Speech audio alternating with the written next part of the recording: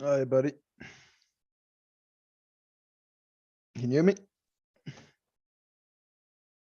Hello. Testing.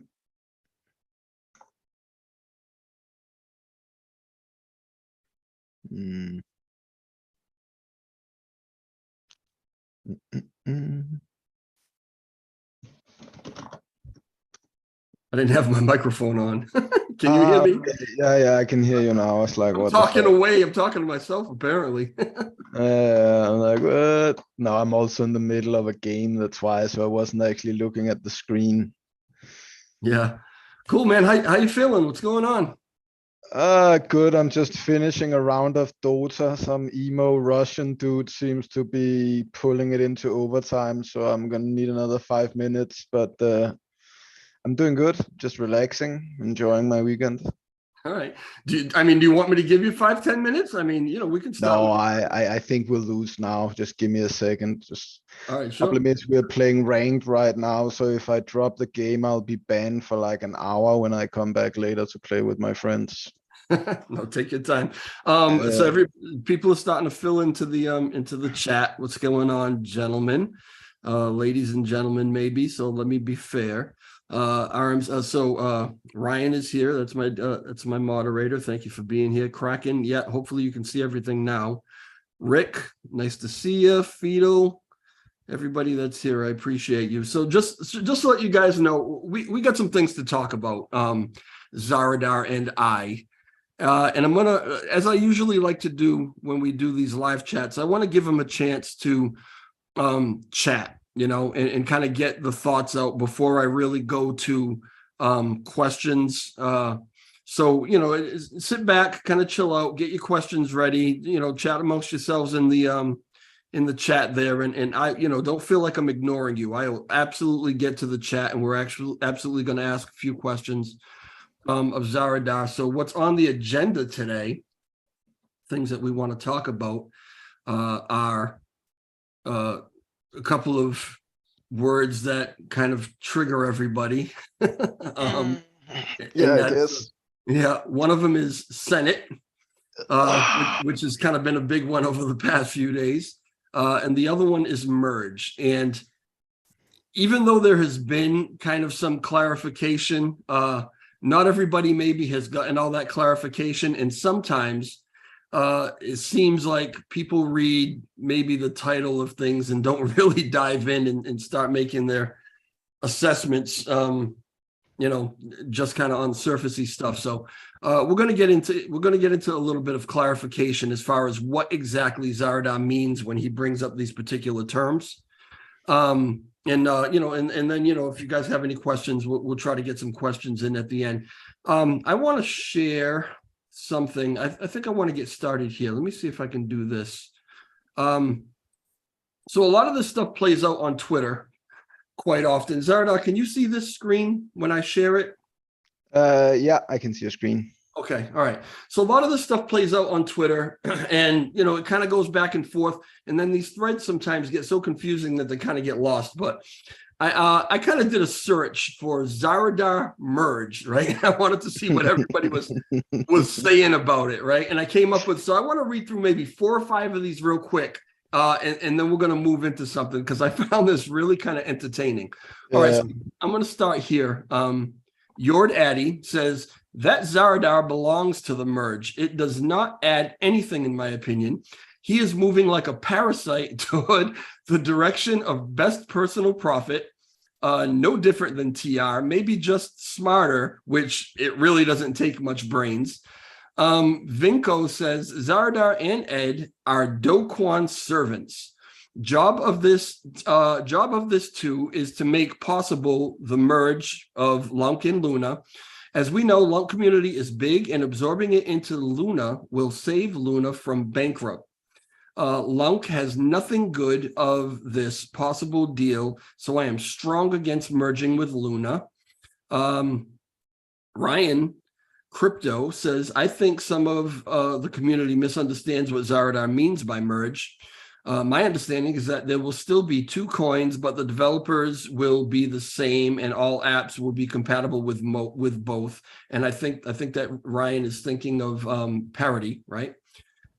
Bruce Dow says, I came up with merge, but Zaradar can work out how to do it, which is kind of cool. And then Greenpeace says, I hope so. If that is correct, need to stop using the word merge. Merge does not equal parity. Huge difference. Clarification by Zaradar on Twitter would be beneficial. And I believe you actually did. I don't know if I have to No, I had a Twitter Sunday afternoon today. It was good fun, just talking with random people. And I think by and large, people have different opinions about what people say when they read stuff in Twitter. I also think now, did you get to see the whole video I linked you earlier about no algorithm for the truth? I got through half of it, but then the general point is it's that really good. If you look at these things, he basically explains the YouTube influencer playbook, right? And he basically explains the mechanisms that go into this and how if social media, if left unchecked, turns into the Nazi bar and all of that stuff, right? And I think that's really some interesting things that he's going to. But I think in general, what happens on Twitter is that it's a poor place to communicate about complex subjects. It's a very good place to coordinate about popular opinion. But if there's not a well-defined understanding of what the subject matter is, there's simply just too much room for things to be misinterpreted and for stuff to go wrong. And this is why I tend to say that, a lot of what that goes on here is what we call subjective interpretation of, basically data without context. And that will rarely ever leave you with anything good, right? So this is why obviously we try to do the things that you and I are doing now to sort of generate some sort of coherent examination of subject matter that people can sort of sit down and try to digest in whatever time frame they have without having to make do with the 160 character tweets that go out, because you can't really put a lot of data in there, which also means that people, myself including, have a tendency to condense words as much as possible, right? So it's not bad enough that we're talking about complex stuff. We also leave out a lot of words to be able to sort of put in the entire message in 160 characters, and that just, is a recipe for weird stuff sometimes. There's an old song by an artist that I like called Suzanne Vega, and the title of the song is Language. And one of the lines in the song says, I won't use words again. They don't mean what I meant. They don't say what I said. Yeah. And that's always stuck with me because, it's true. Sometimes you read stuff, whenever you're reading on Twitter or wherever you're reading it, you're getting the words. You're not necessarily getting the intention. And as Zaradar says, when you're having to condense the words and maybe not have the ability to really expound on it the way you'd like to, people tend to make what they want of it according to their preconceived notions, or maybe according to what, the definition that might benefit their agenda the best. And so, it's great. And I really appreciate that you and others will come on and actually clarify stuff like that. Mm-hmm. So in this tweet, you said, here is why I think Luna plus Lunk can coexist. Lunk equals high velocity, M1 supply, well suited for games, metaverse, M2M, payments, IoT, and other supply chain remittance scenarios. Luna equals store of wealth because Lunk with 5+ trillion supply lacks scarcity. I can't say that I really understand everything you meant there, so I'll let you go at it. Well, I mean, in general, and this comes from, my understanding of how economics works, which is, I guess, based on my, own personal research and some years spent at a bank and a cousin who's a professor in economics. It tends to be that good stores of wealth, as we know them historically, have to have scarcity, right? If everybody can get something of some, a unit of something, then that unit won't, increase in price. I suspect that's why people are so, focused on gold as a store of value, Because if you look at it from, a functional perspective, gold does have certain uses within the industry, but it's not really, mind blowing. It's not as if we could not live without gold, I suspect, at least from an industrial perspective. So gold is an odd one, right? Because we pay a lot of money for it. But why is that? Well, I guess it's primarily because of scarcity.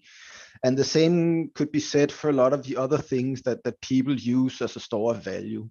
Then there are other things that people invest in, like securities and stocks and so on. They're another thing entirely. They're not really a store of value, because a store of value is meant to maintain its value and increasing value over time, right? Whereas a security or something like that is more like a lotto ticket or a lottery ticket, where you sort of gamble on the future of something. And if you're right, you earn money, and if you're wrong, you don't. And then you have, high velocity money, which is what we want in, commerce systems. That's something that you have a lot of. That doesn't have a lot of friction on transaction. That's why Bitcoin will never be money, because Bitcoin is slow. It doesn't move very fast. You can't really use it as a, at a high velocity scale. So it turned into a store of value at the end of the day that you can derive all sorts of derivatives from, but at the core, it's digital gold, right? Yeah. And that is why, from where I sit, the DPEG happened. We spawned the 6 trillion supply. I have been consistent from day one on my view on the burn tax.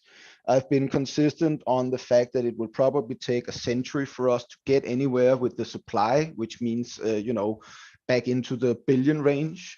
And what that means is that there will be a very, very long time before LONC would ever become capable of having the sort of attributes of a good store of value, which means that maybe we should try that. Maybe we should focus on saying, okay, there's 7 trillion units. We have a burn tax. We commit to burning X small percent over time because our gas fees are small anyways. And then we bring utility to the system. And, I think the total fiat supply in the world is in the trillion ranges, somewhere like 20 something trillion. I'm not sure. But the point here is that eventually, if enough value is built in, then, long would hit $1. And the people who invested long term in that would become millionaires, right? But for that to happen, you would need $7 trillion worth of economic activity in the network. And even Bitcoin would never be able to support that, I suppose. I'm not, personally a huge believer in Bitcoin going to $1 million anytime soon. I think it'll go to 140K or something like that, on the next bull market.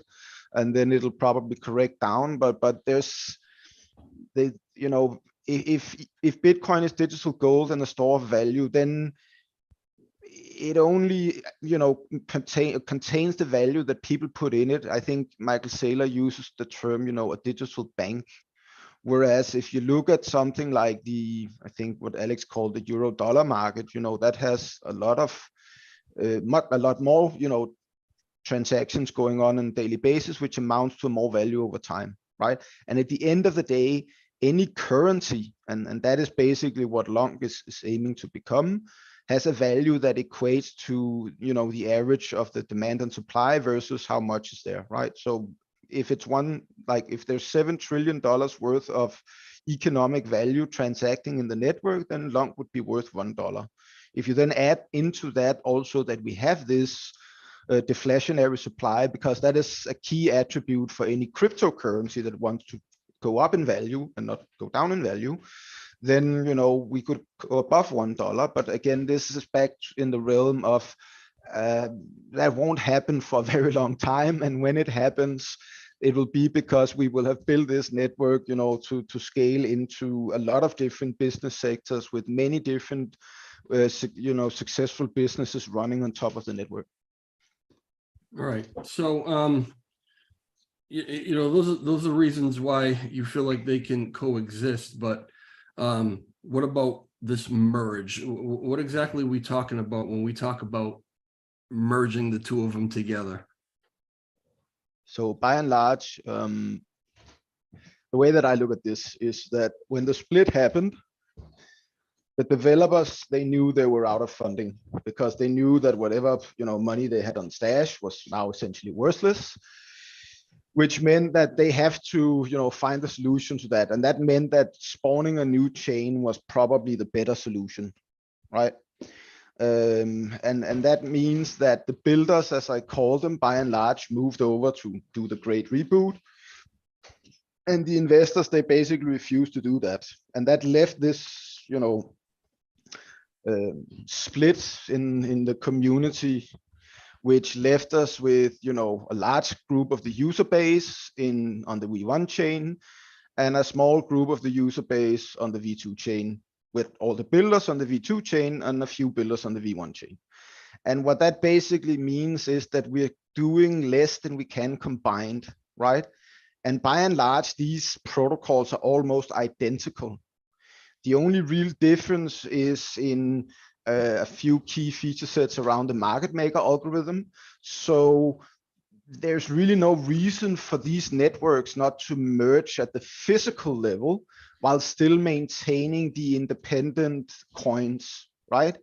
And then basically bring everybody back together in the fold. Because in my view, we have Solana to compete with, we have Avalanche to compete with, we have IOTA to compete with, we have XRP to compete with, we have Ethereum to compete with, we have Bitcoin to compete with, we have I can keep on going all night, right? Yeah. The point here is that we have lots of other very qualified communities where everybody's happily working together. So this partitioning works for everybody else except for us. And we keep hanging on to it because inherently it sort of, goes back to the point in time where we got really hurt emotionally. So we still feel a bit maximalist about the other guys, right? But right. From a pure technical perspective, that really doesn't make a lot of sense.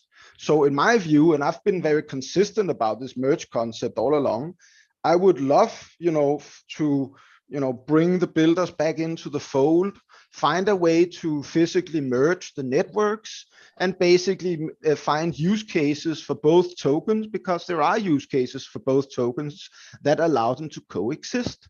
That would create a stronger, more secure network, which would inherently benefit everybody.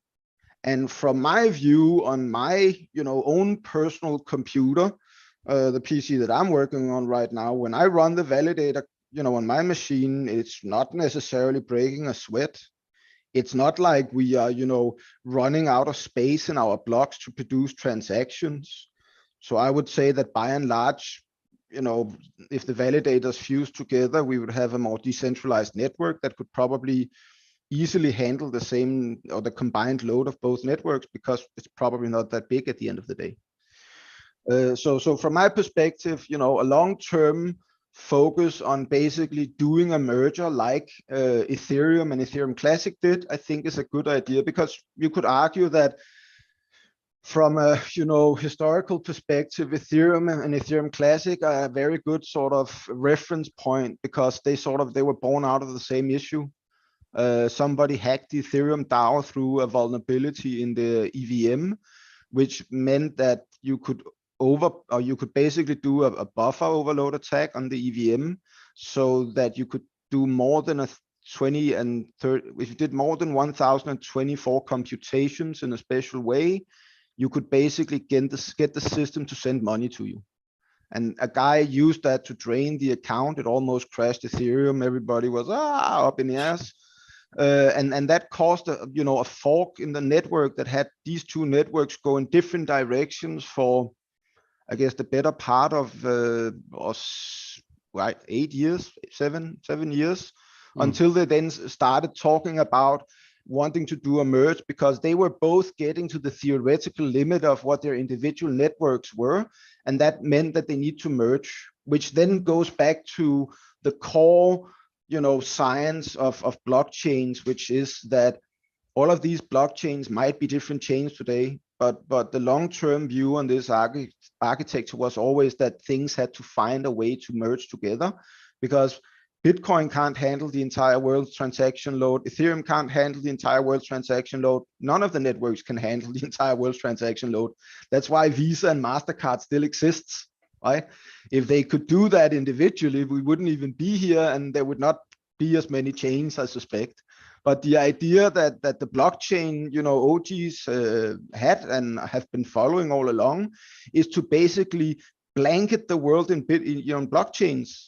So we start with Bitcoin. When Bitcoin is too expensive, here comes Ethereum. When Ethereum is too expensive, we get the next generation. And all of these contain small technical or even large technical innovations that, push it to the next step. But by and large, the funding all, goes back to the OGs that sit at the center. You call them Digital Currency Group and so on. Some of these people are on track to becoming US senators and so on by now. The US financial controller is a former exec from Ripple. So these guys have been hugely successful. They have a lot of the core wealth, and they've been then investing this in other people. And you could say that now we're in the penny stock game with Cosmos, which was probably funded by Bitcoin OGs. And the game of Cosmos is basically to create, the layman's blockchain crypto world, because layman won't buy into Ethereum, that's owned by business, and Bitcoin is too expensive, right? Mm. So that is the way that our industry or the sort of blockchain space has evolved over time. And that means that is also sort of the playbook that we have to sort of respect and follow, I think, if we want to succeed. Yeah. I want to take 2 seconds to just acknowledge Shilcotter. Thank you very much for that super sticker. And Richard, as always, thank you very much for the super chat.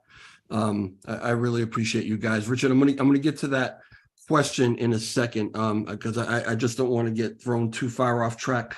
Zaradar, Jared put out maybe a tweet or two talking about how physical merge just is not possible between these two chains. They're sister chains, however he put it.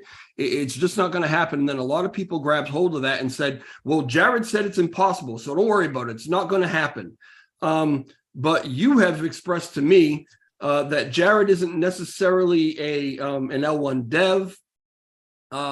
Maybe does, maybe doesn't understand that there are ways to do it. I mean, from what you're talking about it, so it sounds like you think that there is a way that it can be done. Well, I mean, by and large, I think the main thing here is that delegated proof of stake and proof of work are not the same things. We have different types of immutability. Delegated proof of stake is about maintaining immutability as long as the delegators agree. Proof of work is about generating immutable proofs that you can't change. So there's small differences, but they're quite significant. So in general, a blockchain is just a distributed database. That means that those databases can be merged. They can be refactored to look different, behave different. That's all about how you want consensus to be, right? So at one point in time, Bitcoin accidentally printed 72 million Bitcoins, right? And then they undid that reality by doing a rollback, basically. So they voted in the network. So not even Bitcoin can claim to be fully immutable. The state of our database is just what we vote on. So if two different consensus bodies, they vote to invest in the cost of joining their, networks and their databases together, then technically that can be done, right? At least in my view. I do not see any way technically that we are hindered from doing this. Now, from a network psychology, community, people perspective, that's a whole other story, right? Yeah. The validators might flat out refuse to do it, even though I think most validators run multiple chains. So some of them probably also run V2 chains. So it might actually be more convenient for them. I don't know. There's definitely large investors who might hold out against it. And at the end of the day, this would come down to a vote based on some sort of compromise on how this could work, right? And I think the idea of, doing some sort of exchange between the tokens to create a new token is probably not going to work very well. People are going to argue forever about what the exchange rate should be. And that's why I think if we did a merge, we should focus on maintaining both tokens and then find a way to balance the governance. So there could be an exchange rate in a sense, but at the voting level and not necessarily at the economic level. But these are all things that, are subject to debate if we ever get to that point. And I'm going to be the first to admit that I have spent very little time, considering the actual details of implementing this. But my gut feeling from looking at this and from working with the Genesis and from working with the data stores is that there's no problem in merging other than people, opinions, and effort. And effort is just a matter of resources, and people opinion is probably also just largely a matter of resources. All right. So it can be done. Should it be done? Obviously, as you say, is up for debate. If it were done, right? This is very hypothetical. Hypothetically, yes. I don't want to send everybody into a tizzy here. Come on, let's say it when we do. No, okay. Never mind. If it were ever done, yeah. Who would be in control? Whose would it be? Nobody. It would be the delegators, right? It would still be. I mean, think about this: like if Ford and Tesla decided to merge. I mean, we have hundreds of years of history about how companies merge. I don't really see a lot of a difference. This is just a decentralized company, right?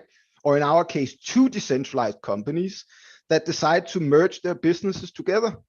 Now, clearly, when that happens, there needs to be negotiation and debate. But at some point at the end of that, you agree to a merge deal, and then you basically change the protocol to behave in accordance with the new sort of architecture, and then everybody follows suit, right? That would be how two protocols could basically merge together. And then you could argue whether or not we would want to do backwards compatibility if we were to significantly break the interfaces. I think in our case, we might not need that because the chains are so similar. But again, we are still in the very early stages of, alpha technology. If you read the disclaimers and all the code, it's all like, Apache 2.0 license, use this at your own volition and so on. I think we shouldn't let our principles hinder our progress. So if we have to break a few principles in order to get there, I have no problem with that. Yeah, a lot of the community does, though, and I'm sure you're well aware. I mean, the fear here is Do Kwon. That's the fear. TFL. That's the fear. But here's the funny thing, right? Do Kwon personally owns the DNS for Agora. All of these guys claiming that they fear a merge, they happily go to Agora every day and discuss governance, even though Do Kwon could literally change every single character they enter if he wanted to, right? So the point here is that it's illogical. It doesn't make sense because they're already subject to that danger. So what are we afraid of here other than our shadows?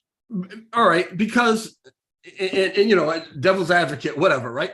But because you and a lot of other people have been telling us for months now, we need to get the hell away from TFL. We need our own Agora. Do Kwon is not a member of TFL, right? Okay. Yeah. At least to my understanding. Now, this is not about joining TFL.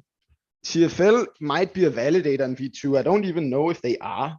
This is about basically working with the TFL developers to produce a new open source client. That doesn't mean we have to get into bed with them. That's just open source development as we've done so many times before.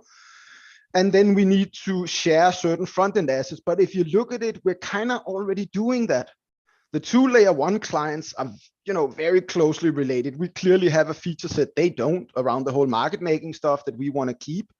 But it might be a benefit for V2 to leave that feature in V1 because then they don't run the risk of, a DPEG happening in V2, right? Which lets it maintain its quality as a store of wealth.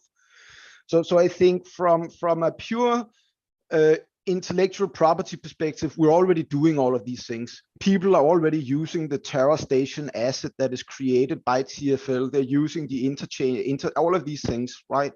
So again, it's highly illogical to come argue that now all of a sudden we're getting into bed with TFL and Do Kwon because we kind of already are, right? Just not directly to the extent that we can avoid it, but we're still using their code, we're still using their, assets, we're still using their DNSs and so on. So I really don't see what all the fuss is about. Yeah, the logic of it and how it actually feels sometimes aren't exactly the same thing, right? I mean, Twitter's not logical per se.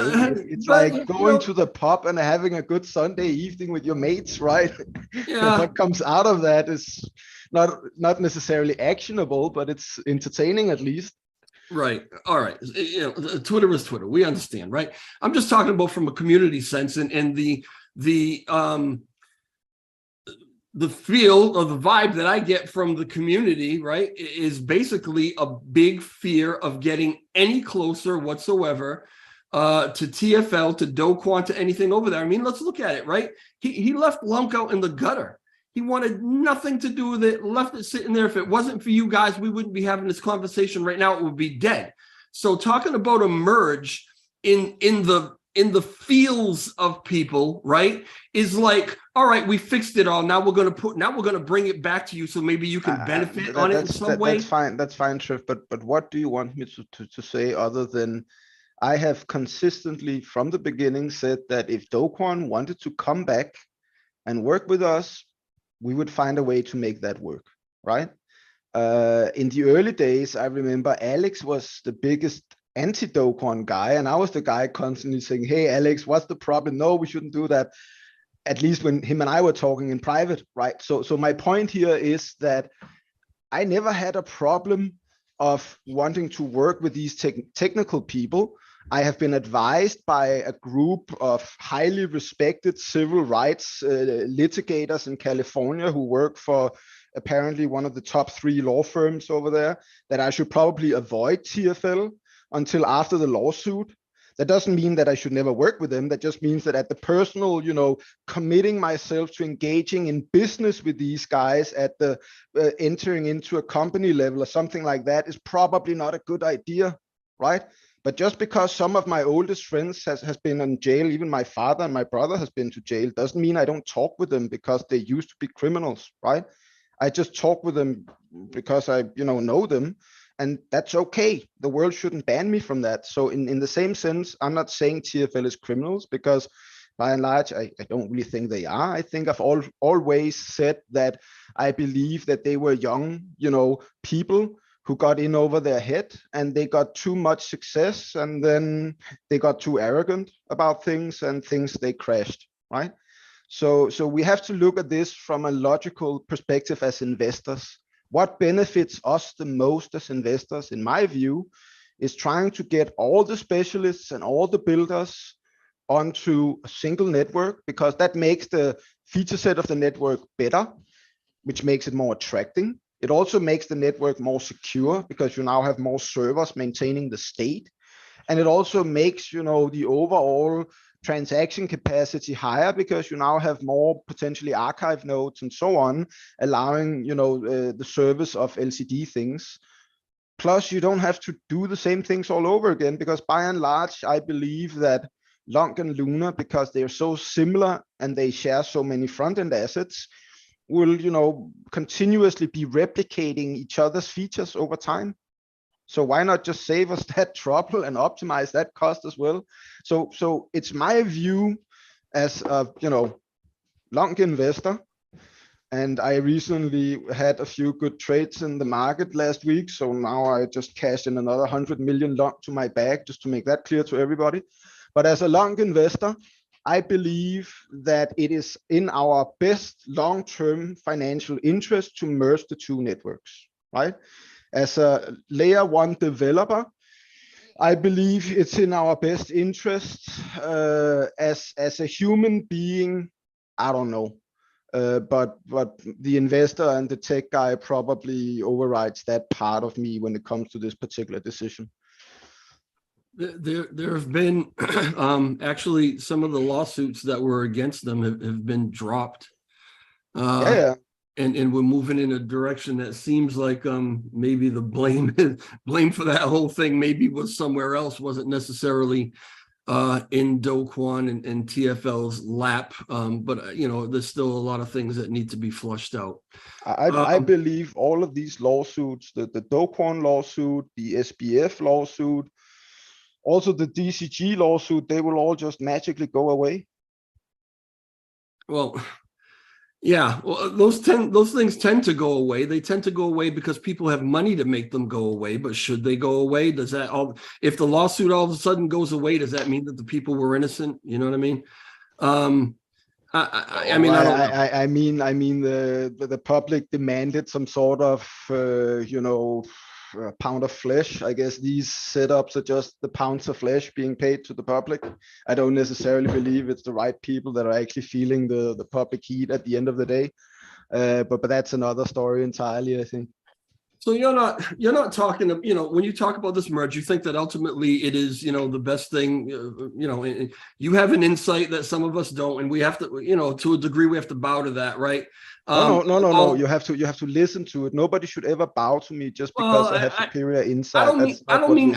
Maybe I'm saying it right. I don't mean bow to it like, okay, we need to do what you say now. I'm just saying we need to bow to the fact that you have your own perspective, right? And yes. and that's fine. So what you're saying, though, is that, after everything is all ironed out, after the lawsuits are gone, after there's no potential that Lunk could get dragged into something that Lunar is going through right now or whatever, you're not talking about doing this tomorrow. You're talking about ultimately you think it would be a good idea. Do I have that right? Yes. Okay. All right. Because people are pretty hot at you in the chat. It's fine. Like I said, I would happily become the Dark Knight of this particular setup if that's what I have to do. The only thing that's really important to me is that I always stay true to what I have said. That's why I will not bow down from the fact that I have been, talking about the merge from the beginning. This is why I don't, tell people what they want to hear. Is because what matters to me as a person is that I stay true to my word, right? And that means that I try to avoid flip-flopping. It's not that I never do it. Maybe I'm drunk and I say something or whatever, or maybe I feel bad about what I said. But if I can, I try to avoid flip-flopping because it makes me a lot more dependable. I might be crazy, but then at least I'm crazy in a dependable manner, right? When you call me up, I'm always crazy. I'm not, normal one day and then crazy the next day. It's always the same, right? And that's important for me, being consistent and dependable and being true to my word, right? Yeah. What everybody should really keep in mind and understand, I am not endorsing any particular ideology or really getting on one side or the other of this, because for me, I feel like I need a lot more data to really understand it and really get on one side or the other. But how often in history have people come up with ideas that sound harebrained or crazy, right? And then, some years later, we realized they were spot on. Now, I'm not suggesting that Zaradar is, some Vincent van Gogh should go cut his ear off and nobody really understood him. But I'm saying that everyone is entitled to their opinion. Everyone is entitled to their perspective. And sometimes people have a different level of understanding and comprehension of things that don't necessarily seem apparent to us at the at the time, that could potentially come apparent at some other point. So I'm open to leaving all of these possibilities out there and exploring them more. It's, it's not like there's a proposal going up next week to, all of a sudden merge or whatever. So everybody should have their perspectives, their ideas. But, as time goes on, let's see how this actually plays out. Some people might change their minds. Some people may never change their minds. What do you say to the people who are saying that maybe, and I kind of know what you're going to say, but I'm going to let you say it anyway, that maybe you should just be, even if you have these feelings or these ideas, maybe you should censor them a little bit, because right now you're part of this L1 development team and you've only been, you've only been financed for 3 months, and we need to get you more financing, and we don't want everybody to think you're crazy. So I have no employment contract. I have no security. Nobody can demand anything of me, right?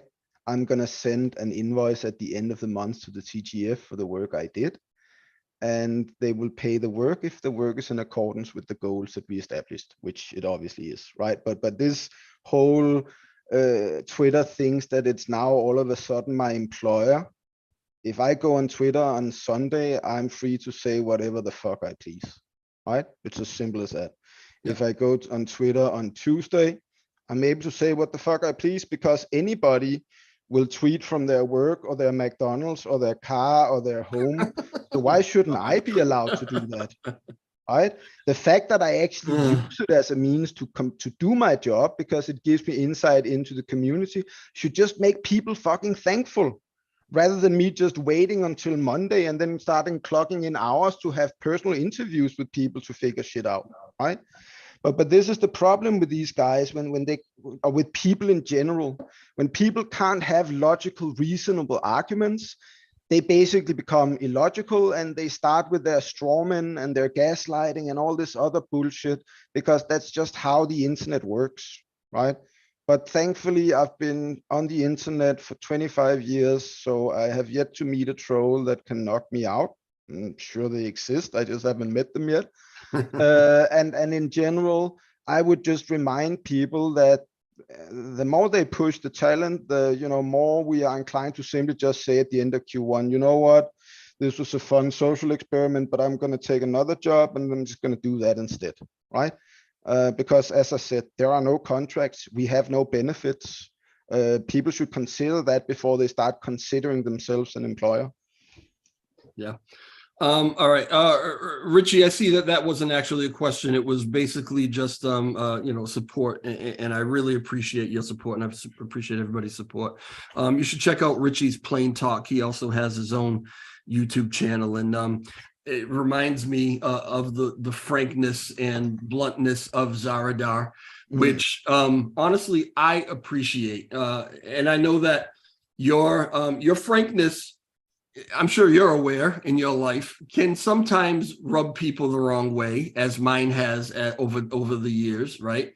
But it's a character that I am very familiar with and very comfortable with, particularly in my line of work. Everybody's always, you just have a kind of a forceful kind of I don't give a fuck kind of attitude, and you're going to get the truth from me as I see it. And you're just going to have to deal with it, whether you agree with it or not. I don't shy away from that. I actually appreciate that. To me, I'd rather deal with somebody like that than someone who I have to guess what it is that they're saying or what it is that they're feeling. I appreciate that frankness. So we'll leave it at that. However, in the chat, Mr. Diamond Hands 7806 says in bold letters, you cannot merge two Cosmos chains. Jared of TFL confirmed this multiple times.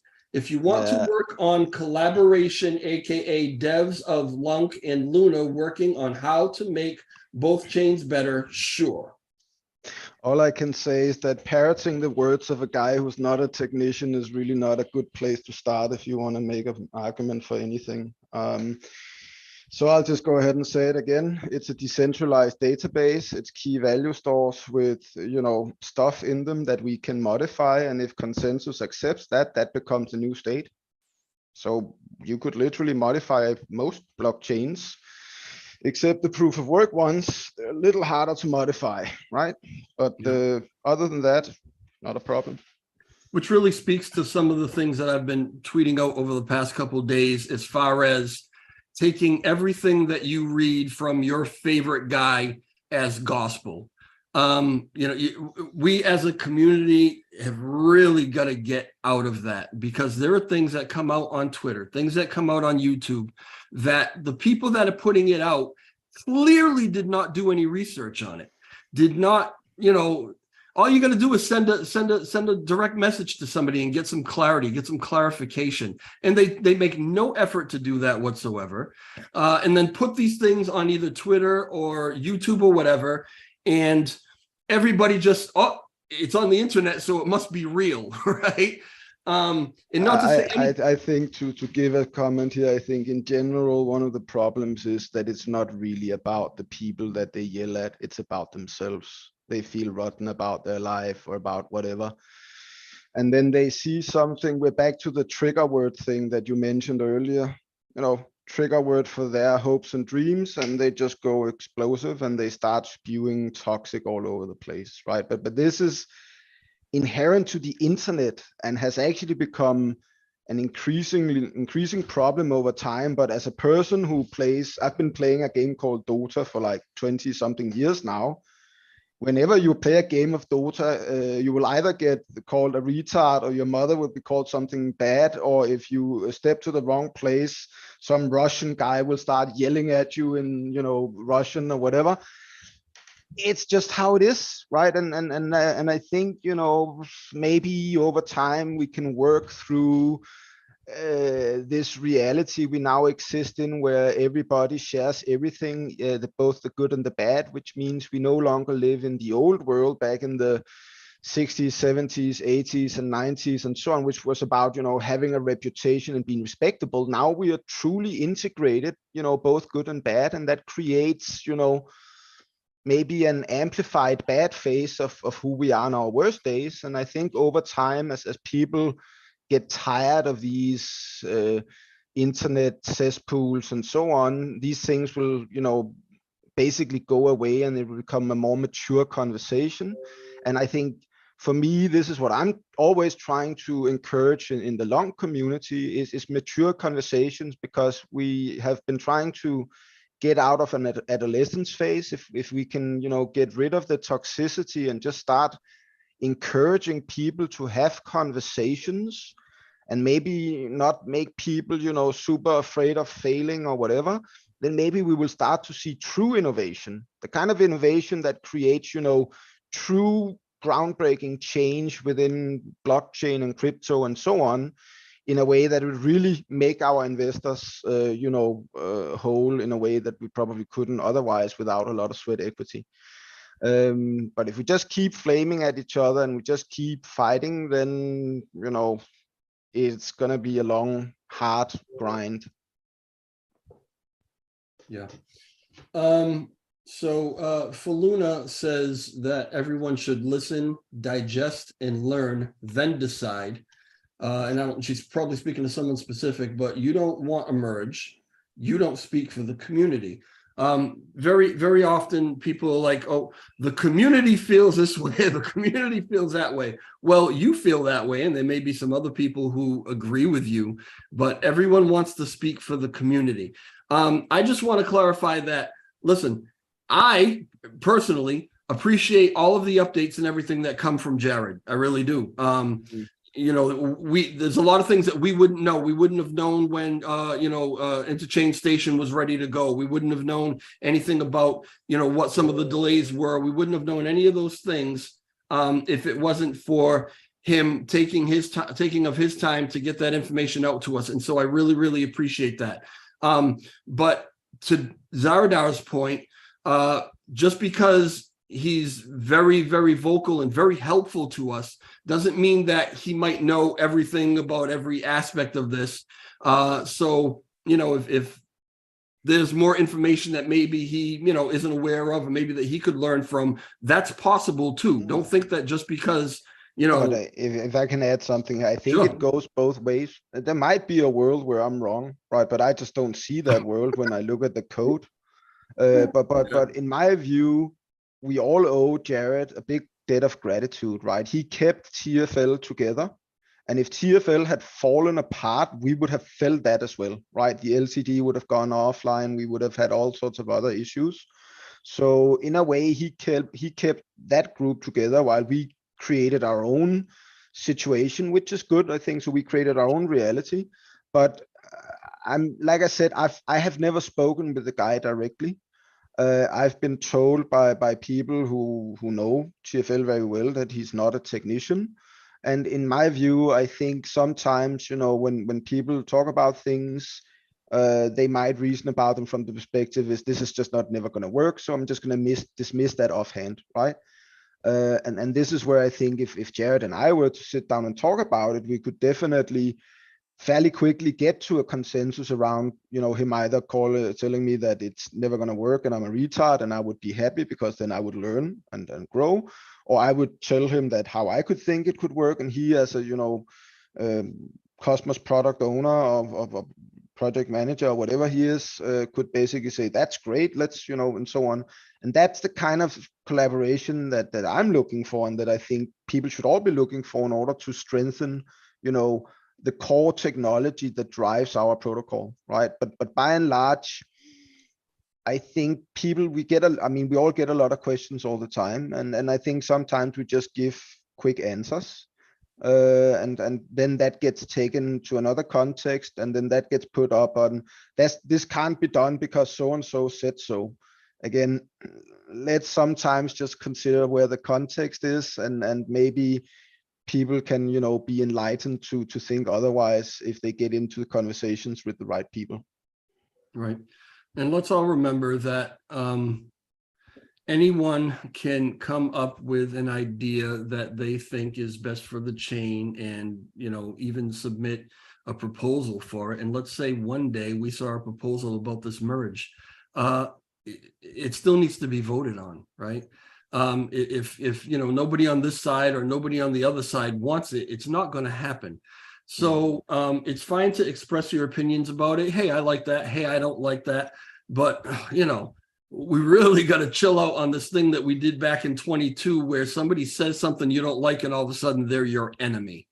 That should not. I mean, that ends up creating an environment that makes people afraid of failing, which means that they will never take any risk and they will never try anything wild. They will always just be that middle manager type that always stays in the center and never really does anything but the absolute minimum, because they know the second I get fucking threatened with police calls by young kids on Twitter when I answer a question about merge in an AMA. That's where we are right now.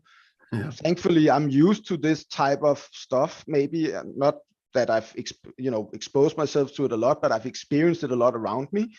So I by and large just shrug my shoulders and move on. But there are other people that I know who would not tolerate something like that and would literally just leave, simply because okay, what am I actually doing here? I can do a lot of other things that generate more value. And this is again what I think people need to remember, that every time they're obscene or obnoxious to somebody else, they're scaring away a potential builder or developer or investor or content creator or whatever, right? Which is basically reducing the value of their bags and my bags and all of our bags. It's just fucking stupid.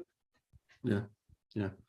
So let's just leave it as Zaradar has been kind enough to spell out his idea today for what a merge would look like and why he believes it's a good idea. Many people are on the opposite side of that, and that's what governance is all about. That's what it's going to be, and it's absolutely fine. We're not enemies, or neither side is trying to sabotage the chain or bring anything down. We just have a difference of perspective, and as we get closer and closer to that perspective being the same, then we reach consensus and we move forward, which actually moves me toward the next thing that I want to touch on, which is something that we had spoken about previously. And that is the idea that you've brought up several times of a Senate. Yeah. And that's another word that could be very triggering, but don't get so caught up on the word. You can call this thing whatever the hell you want to call it, right? I want to read this tweet that you put out real quick, and then we can talk about it. My main concern about governance is related to execution speed, which is why I am pro-Senate. It simply takes too long for us to gain consensus for even small code changes, which makes our development very slow. And that is annoying to me as a developer, as I like to write code. So as what we're experiencing right now when we're talking about this merge thing, right? It takes so long because you've got loud voices over here and you've got loud voices over there.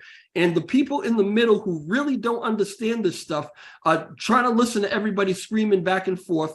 And it takes forever to actually get to a consensus because let's be honest, the majority of the community is not really educated in these things, right? We really rely on the people who are more educated than us, or at least seemingly more educated than us, to help us to figure out what to do, okay? Yeah. The idea of a Senate, I guess, is to have a body that the community agrees on is that high level of possesses that high level of understanding of all these things, and can give us at least guidance on what they feel would be a straight path. Do I have your thoughts on that, right? I think yes, that is definitely the main purpose of the Senate. I think there's an almost equally secondary purpose, which is giving the rest of the world an entity to relate to. How do you engage in negotiation with Lunar Classic from the outside? I mean, most people would probably either call Ed or myself or any other, like maybe Vegas or Longdow or something, but that gives all of us an unfair first mover advantage, right? So how do we establish some sort of delegated body where some physical representatives can be reached because they're doxed and they're, put out there, that governments or companies or personal people or NGOs or whatever can engage with in order to establish working relationships, which typically includes signing NDAs and partnerships agreements and so on. Right now, the way this would work is that any external agent who knows nothing about our community would have to go to a forum he knows almost nothing about and might be lucky to find if he doesn't find the wrong forum. And then he goes and makes a post that he submits to, he doesn't know who. And then he sees a lot of trolls go amok over whatever he put in there. And then he's like, that's probably not going to happen, but we're going to try to get a vote. And then maybe that pass. I mean, just think about that from a pure, we want to run a professional business where it's easy to do business with us, right? Perspective. How would you be able to get construction work done if you didn't have a phone number people could call, if they didn't know where to find you when they had work to do, right? Yeah. Yeah. I've been kind of hollering about, and not necessarily using the word Senate, although I have used that word because I've heard the word used. I've been hollering about some sort of leadership council, or again, whatever you want to call it, some sort of centralized body that just helps. Many people have. I mean, in the summer, a lot of people have the TGG, and then I started talking about the Senate because the TGG wanted to basically, other people want to create a group of 25 self-elected people who would then become the senators. And I was like, no, I'm not going to have that. If we have a group, we're going to call it a Senate, and it's going to be voted in by the community, and each member is going to be able, anybody who owns a lock token should be eligible to, run for Senate, because that would actually also make a killer feature. That would turn into a real election system, which could then maybe be used by countries who can't run their own, democratic whatever. But that's another story entirely. For us right now, it's mainly about saying, how do we solve the problem of having an executive branch? We clearly have a legislative body, and we have, some sort of judicial branch, if we want to consider the validators and the developers that, and then, the community or delegators are the legislative branch that votes for stuff, however you look at. But we miss this sort of executive branch that can sort of go in and handle stuff as it occurs in real time, where we don't have to wait a week to make a change. We might even go as far, and I know this is everybody's going to start yelling at me on Twitter when I say it, but what if we made a change to the layer 1 so that there was a feature that would allow a popular vote, mind you, to issue a multi-signature ownership of the community pool to a group of defined addresses belonging to proxy senators? Then all of a sudden, we wouldn't have to have a vote and wait a week to invest money from the community pool. We would have a second option, which would be the multi-signature senator group, which could then go in and say, we need this, and boom, boom. And if they then, you exploit the funds, Then they have signed papers that make them, basically subject to litigation and going to jail or whatever. You can make contracts for that type of shit. So I think this is about, really back to the point of saying we need to protect our governance layer, but we also need to be able to execute. And maybe, when we did the whole talk about the multi-sig wallet a few months ago, we found out that maybe it wasn't a bad idea to have a group of trusted people who had some amount of capital at their disposal to do stuff.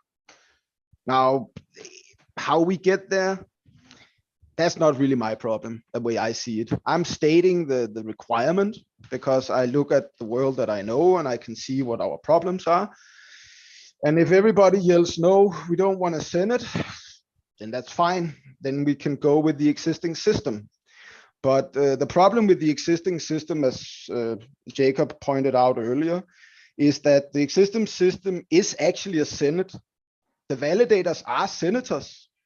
The delegators are voters. The problem is just that the current Senate we have, most of them don't do their civic duty, right? Which means that by and large consensus is not driven by people who sort of feel very strongly about the subject matter of governance and so on. By and large, it's driven by people who measure their return on investment primarily on how much they can automate their servers and how fast they can produce blocks. And then there are a few like all nodes and so on that clearly go above and beyond. But that's a whole other, that's because they've committed to this in another way. But in general, if the existing setup needs to work, then we need a lot more active validators in terms of governance, and we need people to be much more mature and so on. Otherwise, we're just going to end up scaring away all the future talent and all the serious businesses because the people they have to negotiate with is roughly 200,000 trolls on Twitter. That's really not going to work. I'm sorry. Yeah, Jacob kind of replied to you and said you should be working to curate the validator set instead. The Senate is dangerous to consensus, and you said, I think in a perfect world, the validators are the Senate. The problem is that in our experience, a lot of them don't do the civic duties, which means we might have to accept that reality and work to set up a virtual Senate, with people who are inclined to put in the hours. We can really go off into the weeds talking about what percentage of the validators are actually engaging with the community, voting on proposals, blah, blah, blah, right? But and again, and there's also a whole lot of them, right? So the idea of a Senate would be to, have a certain number, a smaller number, I would assume, of people who are educated and willing to do the work for guidance, right? How would having this Senate in place, how much of decentralization would that take away from? There are no blockchains except for Bitcoin that can even closely start claiming to be decentralized. So again, I love when people, they pull out the decentralization badge. It's another one of these things where you just facepalm yourself and you realize they don't understand the subject matter. They're just parroting words that they've read other places in order to have an argument, not even a discussion.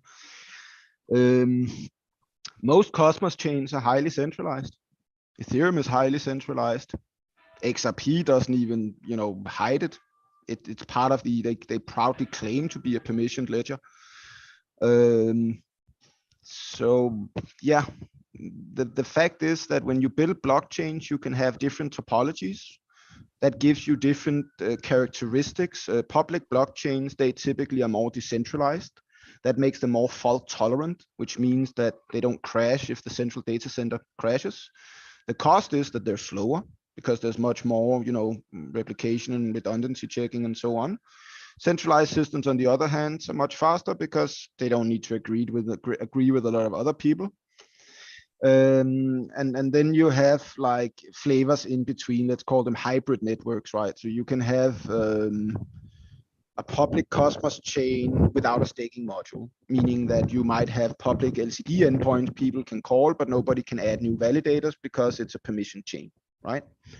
So there are different flavors to this, and they give you different strengths and weaknesses. Now for money markets and DeFi and so on, obviously you need to be a public, non-permissioned blockchain, right? Otherwise, you don't have a free open market. Then you have something more akin to a Swift network, just with none of the benefits. So the bottom line here is really that I think people need to stop throwing around words they don't really understand. And then if they feel inclined to start yelling at people and using big words, then maybe they should read up on the big words first before they yell at people, because then at least they don't risk making a fool of themselves, right? That's the way that I look at these kind of things. Yeah, agreed. All right. If you were to give a quick outline of what your idea of a Senate would look like, just kind of a brief little, what would that be? So a Senate would consist of roughly 25 senators. And then anybody could run for Senate. It would basically just, the only requirement is that you own LONC and that you can submit a proposal for yourself as senator. Then out of all the candidates that vote for Senate, which could clearly be more than 25, 25 are elected, and they would then get added to a list that might give them special multi-signature access to certain modules, like for instance the community pool, right? It might give them access to publish a certain type of governance vote, let's say parameter changes, for instance, that they could pass within a 24-hour window rather than a 7-day window, right? It would still require everybody to vote, but the length of the votes would just be shorter because it was verified by the Senate. So we would basically be able to expedite the votes, right? And it would also allow these people to basically sit around and screen all this input, because by and large, that happens through people like Ed and myself and so on, because people approach us.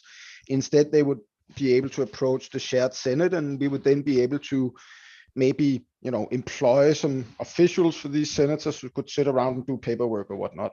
But that's my view, is have a body of 25 elected senators in a virtual Senate, and their Senate powers include the ability to do multi-signature issuances from the community pool, and proposing special vote types that can be done in 24 hours rather than 7 hours, but everybody gets to vote anyways. So it's that kind of stuff.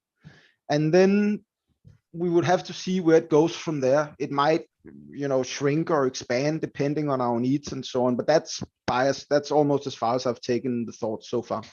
Yeah. There's no veto. They can't veto. Well, I want the Senate to be able to veto bad ideas, right? Because by and large, we have too much spam crap. So we might also introduce a world where the Senate gets to veto proposals if they're just idiotic. But I think the Senate has to operate under the threat of the sword of Damocles, in the way that the protocol has to be very clear on, if they in any way abuse their power, it's instant termination. It's not an whatever. It's just like, you really have to live up to a high set of standards to be a senator, but then you should also enjoy the benefits, right? And then if you abuse that system, you should instantly be removed from access to anything. And then we can assert if there's a need to do legal litigation afterwards. Yeah. Veto is one of those trigger words we've found out Yeah, no, I mean, over the last couple of days. I understand, but just to put that out there now, because this is something we've been discussing in the layer 1 team, is there's this idea around increasing the cost for proposals, right? Now, let's say we 10x the cost of putting up a proposal. Well, then all of a sudden we're in the $1,000 range to put a proposal up. All of a sudden becomes a very exclusive club. right? So maybe the Senate is a better alternative than doing something like that, because we need some sort of filter. Otherwise, there are people who will happily drown us in nonsense proposals for the next many years if it makes our chain uncompetitive compared to theirs. Yeah, there's the guys in the chat are having quite a bit of fun right now with this veto thing. You know, if you would indulge me for like a minute and a half, right? Yeah. I want to give everybody kind of my where that all came from, right? And then you can, you know, and then that's it. I'm not saying anything else about it. You can judge it however you want, right? I'm going to tell you a quick little story. So some years ago, I was contracted to put in a walkway for you know, a homeowner, right? And we agreed that the walkway was going to be, you know, so long, go from here to there. It was going to be, we're going to use these rectangular pavers and make a herringbone pattern all the way down the walkway, outline, blah, blah, blah, right? Had it all set. So my guys were there at the job putting in the walkway. And I was off doing some other things, but I was going to be back, right? And the time I was gone, the homeowner came out and had this round tile that apparently she had got, and I say tile, it was kind of a brick, kind of a tile that she had got from her grandmother's, her vavá, I forget what they call it in Portuguese, right? But her grandmother's garden in Portugal, the grandmother had passed away and she took this tile and brought it back with her. It was a cherished thing, right? So while I was gone, she told the guys, listen, I really would like to implement this into the walkway. I just want it there. It means a lot to me, whatever, right? So the guys are like, you know, they knew that they could get it done, but it, you know, nobody wanted to argue with the customer. So they're in the, when I got back, they had this round tile laid out on the walkway and they were tracing a line around it. And now what they were trying to do is figure out how to cut those bricks into a circle to fit in that tile, right? Now, the saw that we have cuts straight lines. It doesn't cut round lines. So I asked them what they were doing when I got back and they told me, and I'm like, oh boy, right? So I had to go to the homeowner. And first off, I vetoed, right, putting that in. I immediately knew that it was going to look like shit. There was no way to really cut a perfect circle around with the equipment that we had and fit it in to make it look good. Plus, it was just going to be way out of place with the herringbone pattern, right? So I had to go to the homeowner and express my dismay in what she wanted to do.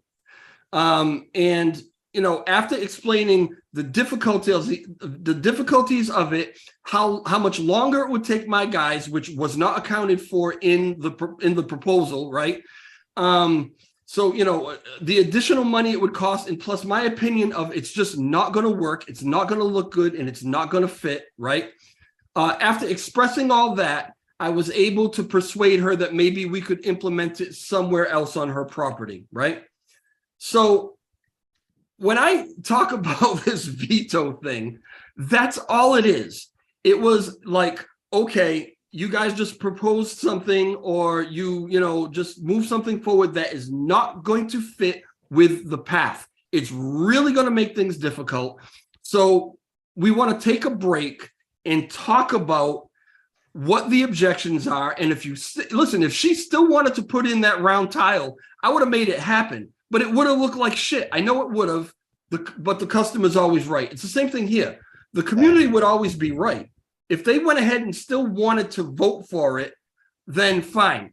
That was my idea. I never, you know, whatever. That's where I was. You did the right thing as a contractor, right? I have a lot of similar stories from IT, but none are as fun as one of my friends from an engineering company. So this guy, and I'm not going to name him, it had nothing to do with him. He worked for an engineering company that worked for a company called Maersk in Denmark. And Maersk is a very big shipping company. You guys might have heard about them in the US. So Maersk is also in the oil business. So for reasons, this engineering company is tasked to build an oil platform. And this engineering friend of mine, he gets choppered out to this platform after it's done because he has to do inspection. And after walking around, he's like, this is not good. I mean, like thinking to himself, and then he starts, does examine. And at the end of it, his conclusion is that the platform is not operational and it can't be used. It should basically just be torn down and then it should be rebuilt. So the company or the building site owners or whatever, they clearly object to this. And it doesn't work. It doesn't work in our universe of project plans and timelines. So we're not going to listen to this. So he gets these guys to sign that, he put the report up, but they would still go ahead with doing it. And I think like 2 weeks after his inspection visit, the whole oil rig collapses in on itself and drops into the ocean. Oh my God. Right. So the bottom line here is that our job as specialists, why we do these things is because when we work within our realms of specialization, your construction, I'm IT, our experience gives us sort of like a spider sense of a sort that starts tinkling out of certain scenarios. This is really just experience because you tried doing that tile before in your life and you just know by experience that this is not going to work, right? I've had the same with IT many times. I think the worst I ever tried was being forced to outsource a project to India that I made clear could not be outsourced, and then having to endure managing that project even though it wouldn't work, and then bringing it back home, and then having to drop my tech ed vacation in Las Vegas and work overtime for 6 months with a new team to finish the product for the client, 500% above cost, because managers didn't want to listen to the specialists. And in that situation, I didn't have any veto. And in my friend's situation, he didn't have any veto. But what both of us did was we got like people to at least acknowledge that we did not carry the guilt of doing that, right? Because the problem that we have in general is that nobody's responsible in our community. So when anybody proposes a vote, Ed and I just get blamed, right? And that's really what we need. We need some sort of accountability entity. And this is also why I think this whole Senate thing is so important, because it allows us to create structure and accountability. And the fact of the matter is that I do not know of a single blockchain that has ever successfully been bootstrapped without a legal centralized entity to support it. Absolutely. Either a foundation or a for-profit company or whatever, but that is just the hard reality of the world. And then people can argue all they want about all these other things, but they're all in the realm of fiction and fantasy. And we don't do business in the realm of fiction and fantasy. We do best business in the real world where real people live, right? Yeah. We've got plenty of people in the chat, as I'm sure that, as I knew there would be, screaming and yelling, no, no, no. I'm really agitating them today. I'm actually making a point out of it. Well, so you and me, please let them be both. heard. Yeah, you and me both. And it pisses people off when you actually make a point that they can't countermand. But Faluna sums it up. She says, no one in the chat are following with the reasons why. They are just saying no to things for anyone to consider their point of view. I have no problem whatsoever. Matter of fact, I love and I encourage when people will disagree with me, but explain why you disagree with me. And like you said, don't parrot what somebody else said, whatever. Give me a legitimate reason why you think that wouldn't work or that's a bad idea. And then we can have a discussion as adults do, right? Yeah. That's how we do it. Not just, no, that sucks. I hate it. You're stupid. Blah, blah. I mean, what are you, 12? You know what I mean? Well, I mean, if we want to grow into adulthood, we need to change that for sure. Otherwise, yes, we are just 12 and we are just teenagers. But yeah, I think it's again, I think part of it is also back to, the mental state that people have been in. I think, a lot of us, myself included, were initially pretty shocked after losing a lot of money in the crash, right? And that obviously means that we still, I think, are a bit guarded, and that probably sometimes can cause us to react fairly strongly, myself included, right? I think today I called some guy a moron or an idiot because he called me bipolar or some shit like that, right? But it's like, even though he did that, I shouldn't I shouldn't stoop to that level, but I can also lose my cool once in a while, right? That's part of being human. But when we try to do business together and talk about serious stuff together, we should really not do that, right? So again, that I think is the main thing here is don't make people afraid of stating unpopular opinions, as long as those opinions are based in reason and logic, and a desire to change the world for better. Because I think every groundbreaking innovation in human history was spawned by some oddball doing something that everybody else thought was crazy. So let's please not get into a place where people get afraid of that, right? Because that's kind of counterproductive. Yeah, agree. Yogaba says, DJ Trev, logic was never a great quality of the lump community. I know, he's true. He's right on that for sure. Yeah, he is right. But, but I mean, little by little, we're trying to change that, right? Really trying to change it. Plenty of comments have been made, and we've talked about it and joked about it because I don't really care about how many like followers or subscribers I have, right? And I'm struggling to get to 2,000 subscribers, and I think I'm putting out some pretty good content, but I just can't get there, right? And your content is simply too intellectual for your average user. It's as easy as that. But here's the thing, right? So what do? Do I conform to what the masses want to build that? Or do I try to educate them and push them to not click on that clickbait title? Not well, the answer is in the video I gave you earlier, right? That the fact is that you have to do it sometimes.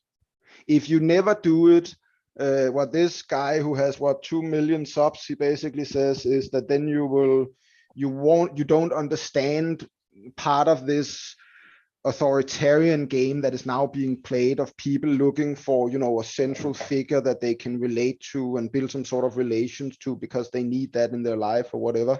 These are also part of the techniques that are going into these social engineering playbooks today. And I'm very adept at social engineering because it's also part of what you do if you want to break into security systems and so on.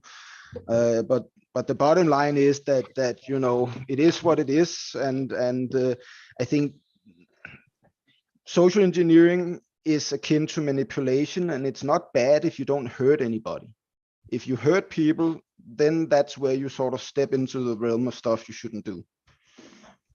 Yeah. Yeah, exactly. In that video that you sent me, again, I'm halfway through it. I can't wait to watch the other half of it, but already I can tell you that video should be a prerequisite before anybody can open up a YouTube account. I totally agree. Anybody should see that if they everybody should have on YouTube.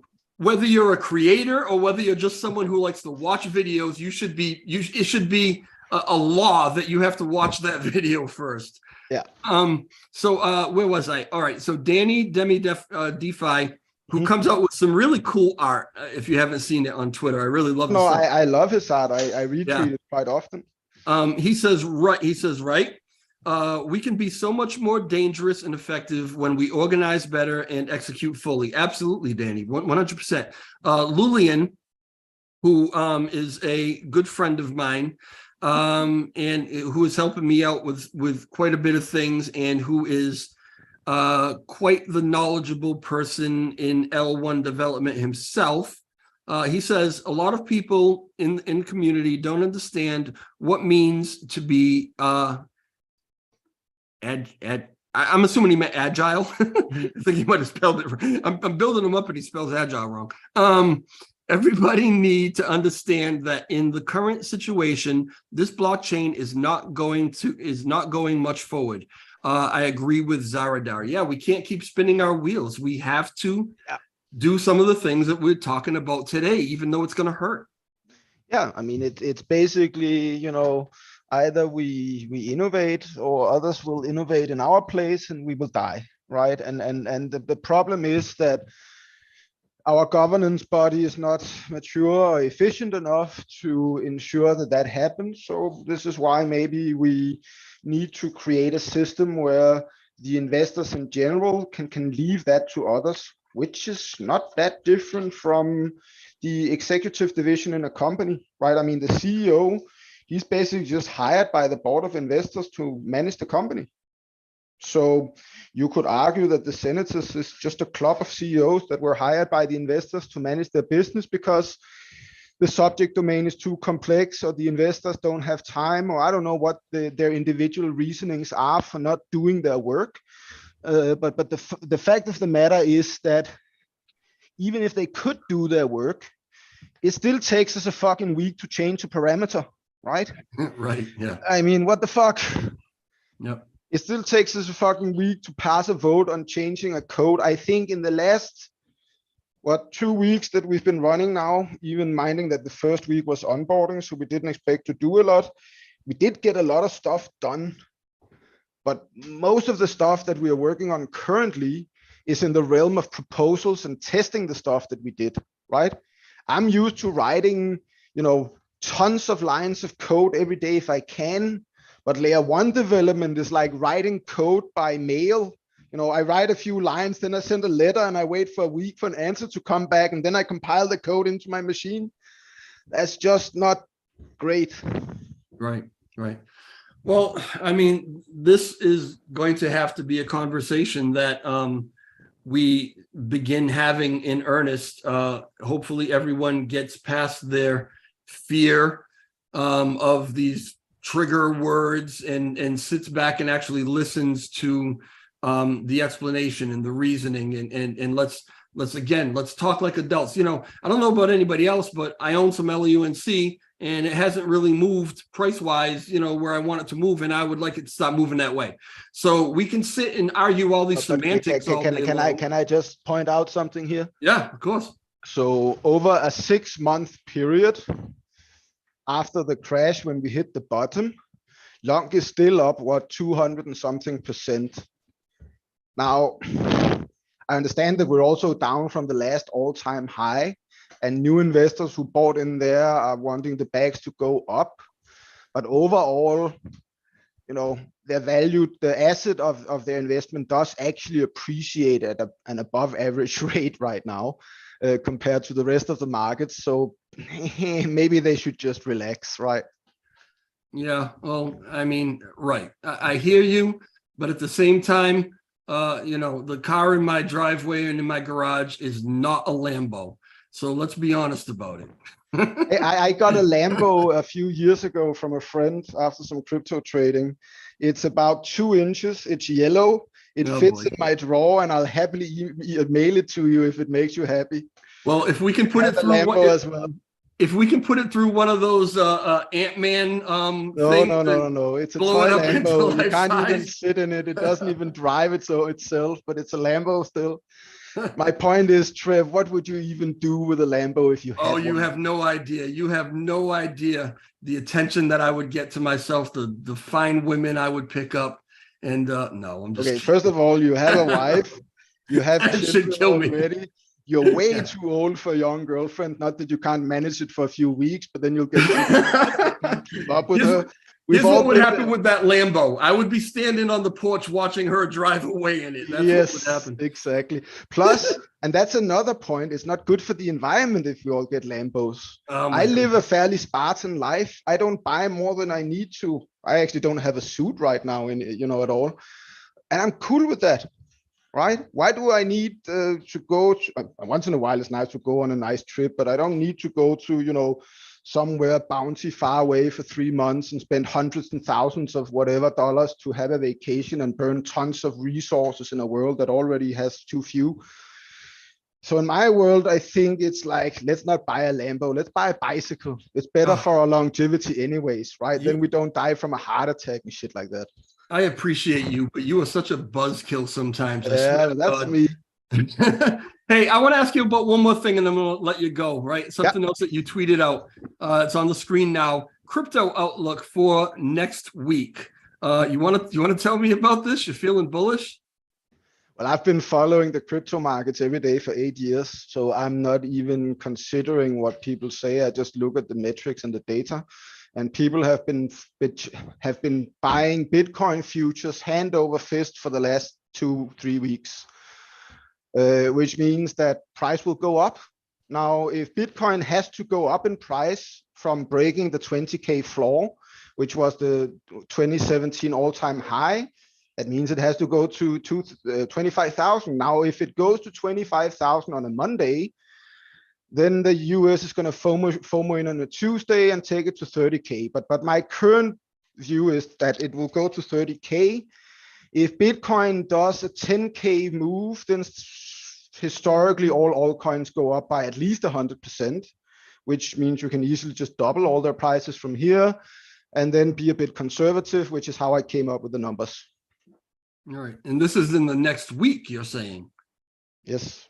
I mean, yeah, we've had 3 bullish weeks so far, and the market data also in the traditional market has been good. First, there was the CPI print, then there was the earnings calls that were better than expected. Then we got Goldman Sachs and JP Morgan coming out on Tuesday. You're going to tell me they're not surprising to the upside? That's not a world we live in. So they're clearly going to surprise as well. That's going to start pumping financial investments and risk-based investments, and then crypto is going to take one of those famous logarithmic steps to the upside. All right, let me give you my my face, you know, for my what do you call it, for the thumbnail there, clickbait face, right? Okay, so I wasn't paying attention to the screen, sorry. Oh, no, yeah. don't worry about it. You didn't miss anything. This is not financial advice. Neither of us are financial advisors. Entertainment purposes. But we'll come back in a week and we'll see what your future self has to say about this and how accurate you were. That'll be interesting. Yeah, well, I mean, I made about 40K, $50K in the markets last week. So I guess if I'm right, I'll be very happy when we meet. I must have, I'm sure that you tweeted or messaged me, you know, what moves you were making for me to copy, but I must have. Oh, it's fair. I've been very apparent with it. I've been long, net long Luna since like a little over $1. Then I sold most of that yesterday around $1.90 something. And then I just fueled up more long. And now I have a net long XRP position. And then on the stock side, most of my money has been in Coinbase for the last few weeks, which I'm very happy about because they went up with like 40% or something like that. Yeah. So overall, it's been good some week. good weeks. And that's also to me just an indication that if the common folks like us are starting to make money again, that means that the big boys have started buying stuff. And if they've been buying stuff, then they're going to start pumping. They're just waiting for the Fed to change their, you know, their hiking. And I think on the first Fed meeting where they don't hike, or if they go down in the rate, the markets will just go parabolic across the board. Everything from commodities to futures to securities to crypto to Forex, they will all just explode. Well, your mouth to the crypto god's ears. Mr. G says Lambo next week. Zaradar called it. See if I become a fool and rolled in tar and feather, if I become right. I mean, the funny thing about making these calls is that when you're right, you get a right laugh about it. And when you're wrong, you're like, I had a stop order, I survived. And then you wait for the next time, right? Well, if you're right on every single one of those calls, then everybody's going to be throwing funding at you for the next 3 months, right?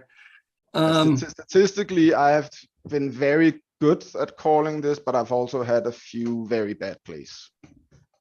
Yeah, Ryan wants to know what my TA reading is for this week. You're not getting one from me. Forget that. All right, sir. Thank you so much. I want to just ask you, is there anything else that what did we miss? What else do you want to cover? What do you want to talk about? In closing, go. No, I mean, I'm happy to spot a few more questions from the audience if they have any. Yeah, awesome. If you guys have any questions, put them in now. I can start scrolling back. Most of it is everybody laughing at us. That's cool. I mean, I foresee a future where you and I will literally be the two grumpy old men that have to tell people whatever version of the truth we want them to hear. And then once they're done laughing for long enough and they start thinking, then hopefully they will learn from our experience. And then we can, you know, enable the younger generation to succeed where we could not. Yeah, well, first off, we're already the two grumpy men that do that.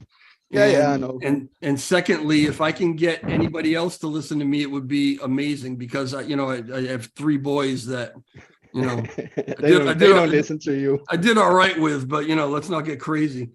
I think you did great. As a guy who also knows what it takes to be a single parent, it's a lot. And if you have it with 3 boys, that's like, fuck me. Yeah, that's a Yeah. very, very well done. Well, I didn't have all 3 of them at home at the same time. One of them is in Arizona. He followed his mom out there, but the other 2 have been with me, and yeah. But I would almost argue that the one who wasn't with you probably took the biggest toll on you, right? Because I mean, I couldn't even entertain a world where I wasn't with Bastion. I was like, Yeah, that's a very very long story to tell, but yeah, you're absolutely right. It really did. And as a matter of fact, I'm trying to find a way to he's married, bought a house, and I haven't been out to Arizona to go see the house yet. So I'm trying to organize things and get out there sometime this weekend to go spend some time and see sounds that. like But a good idea. fortunately, I have a really good relationship with all my boys. Sometimes I feel like I'm all that they have in the world, which is a lot of pressure. But I'm glad it's me, to be honest with you. So, Oh, I um, have the same with my son. I mean, I'm the provider. I'm the father figure. He's a teenager, so it's like. But in a way, it's also nice because my father was never like that. He was highly undependable. It's not that he didn't love me, and he never, did anything bad to me. But he was just always too busy with his own things, right? Being out right. traveling on my birthdays or whatnot. And Yeah. I think in general, what that means is that I try to be, another person and learn from their mistakes. And by you doing what you do, your kids will learn from that and so on. So yeah, just keep it up. Yeah. And that's really all you can do is try to set an example, right? Yeah. All right. So William says, so Zaradar, you say Lunk can reach $1, but you are pro merge. It seems contradictory because Luna would absorb Lunk. Can you elaborate, please? I don't understand why people keep thinking that you could just have a chain with 2 coins. I mean, how many coins do we have on our chain right now? We have KRT, USDT, LONK, whatever. These are just entries in a database. We can spawn new ones. The commodity tokens partition pool concept would just also extend on that. So there's nothing that prevents us from literally just moving the 2 coins into the same database. They would still exist with their individual markets. Clearly, we would need to come up with some use cases to justify this. Otherwise, investors would probably be somewhat reluctant to invest. But I mean, I don't understand why people keep thinking one destroys the other. I mean, when Ethereum merged, Ethereum Classic and Ethereum Coin eventually merged together. For a long time, they both coexisted. But then what happened after that coin merged together was that the proof of work coin that Ethereum 2 or Ethereum Classic had been basically just resurfaced with a new name, and people started buying that as well, right? So I don't think we should get too uppity about what's going to happen, because the investors clearly want to keep their coins. The coins clearly both want and need governance influence. But they serve 2 fairly different use cases if we look at it through a certain, looking glass. And I think that is what we should focus on, because that gives us the added benefit of getting to merge the networks and thus having a stronger network overall. And again, the reason why Bitcoin is worth a lot of money is because it does one thing very well, which is consistently secure its network, right? To the point where even Microsoft has built a decentralized identity framework on top of Bitcoin, even though they could probably also have used Ethereum and all sorts of other networks, but they don't do that because all these other networks are not secure enough. Now, if Ethereum is not fully considered stable, secure enough by the Microsofts of the world, we're probably pretty far away from that point as Terra Classic, right? So the fact of the matter is that we need our work network to grow in size. We need our network to grow in functionality, and we need our network to grow in user base. But the size thing is going to be difficult if we keep competing with some other guys who have almost the same network as us, right? So maybe, just maybe, we should find a way to join forces again, keep the two tokens if that's what we agree on, and then basically just get the validators to work together as one big network, right? Because that would strengthen the network as a whole and make our network stronger as a whole and us more competitive.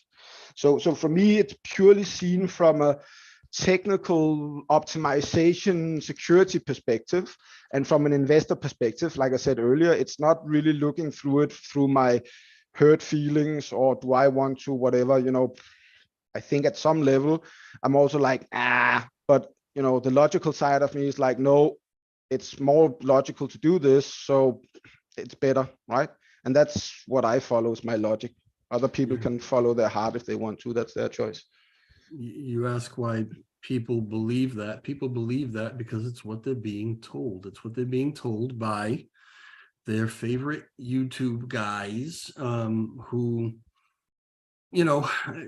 it's tough to say, and it's tough to really get people to understand, because most of the time people don't have much of an open mind to things, but they're being told this to push a certain narrative for a certain agenda. And some people say, no, that's not it. That's not it. Well, it's not what you want to be it.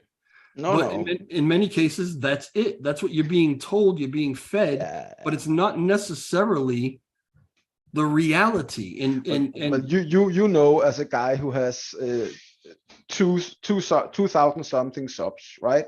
You know a bit about how the monetizing system works, and you know that you are so far away from whatever you need to be at to even consider making this your livelihood, that you're probably still just doing it for the way that you feel about it, because it's more like a hobby thing that you really feel committed to, right? But a lot of the people, and I'm not going to mention names because it doesn't really matter, because they all kind of fucking do it at the end of the day. When they do these things, they do it with the incentive of generating income. And a lot of them do it based on the fact that they're also active traders and investors and so on. So this is no different from the Wolf of Wall Street in the movie, when he calls up the guy and sells him $5,000 worth of penny stocks, right? That's basically what these YouTube influencers do. Yeah. And I think, honestly, they would probably get a lot further if they were just honest about it. But I think some of them maybe don't want to disclose it. Maybe some of them don't do it because they make enough money off their, engagement and so on. And I, by and large, just accept that that is the reality as a YouTube, influencer, that obviously you need to get paid. So you need a business model that works. And nobody gets paid for sitting around all day talking on YouTube unless they have hundreds and thousands of followers, the way that I understand the monetization system. Oh, yeah, absolutely. And yes, I do not quite have 2,000. YouTube is actually taunting me. I think I have 1,901 subscribers or something like that, right? But I got to tell you, honestly, there are times that I really feel like it's a blessing. Because I don't feel beholden to having to do those things, right? I can tell you right now, and everybody should understand this, everyone who's listening should understand this, right? In a bear market, there is a lot less engagement on YouTube than there is when things are going great. When things are going great, everybody wants to get on and eat up all that confirmation bias and make themselves feel wonderful. So there's all kinds of engagement. But in a market like this, viewership is way down, even for these guys with the tens and hundreds of thousands of subscribers. Viewership is way down from what they're used to. Engagement is way down. Okay. If you want to, do you also math, have to understand the nature of where all of this engagement comes from. A lot of this engagement are simply just people who are day trading, because they're now in a bull market. So they sit around all day watching the markets move, and they need something to do. So they go on YouTube, they go on social media, because there's only so much interesting news in the day, in the world's news cycle. So you end up, scouring the internet for news, and then you run into the fake news rabbit hole, and oh, that's interesting. And once you're in the realm of storytelling, it just keeps going on forever and ever and ever. So I think there's nothing wrong with it as long as you're honest about it, right? I think that's one of the things that, I mean, I respect all of the influencers at the end of the day, but one dude I really expect, who I don't actually talk with a lot, is this a gang of chain guys, because he's pretty upfront about what it is he does, right? Are you talking about a chain of blocks? Yeah, chain of block guys. He's like, when we met him first, he's like, do you want to buy some trading software? Do you want it? I'm like, okay, if that's the game you're playing, fine. Then we at least know what's going on, right?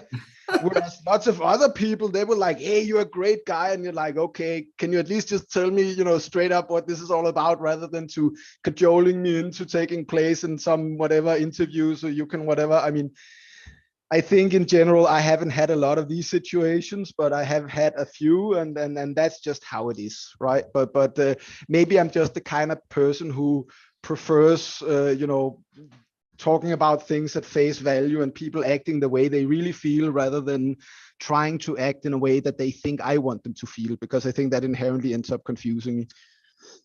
Yeah, I want to show everybody something, because I have no problem showing everybody this. This is the analytics on my channel, right? And actually, it's a banner day. I moved from 1901 to 1905, right? In the last 28 days, this is my revenue, my estimated revenue in the last 28 days. Not even $90. And then you got to pay taxes on that, okay? And that's after cover your wear and tear on your hardware and your electricity and all of that shit. Right? I'm not making anything. I'm not making anything at all. You're losing money. Right? No, maybe, right? But I'm not doing it for that. So that's the difference, right? So, this is after 11,000 views. And if I let's go to Lifetime, right? Now I've been monetized for, I don't know, 5-6 months or something like that at this point, right? Here's my estimated revenue over the last 6 months. I can't pay a bill with that, right? But that's fine with me.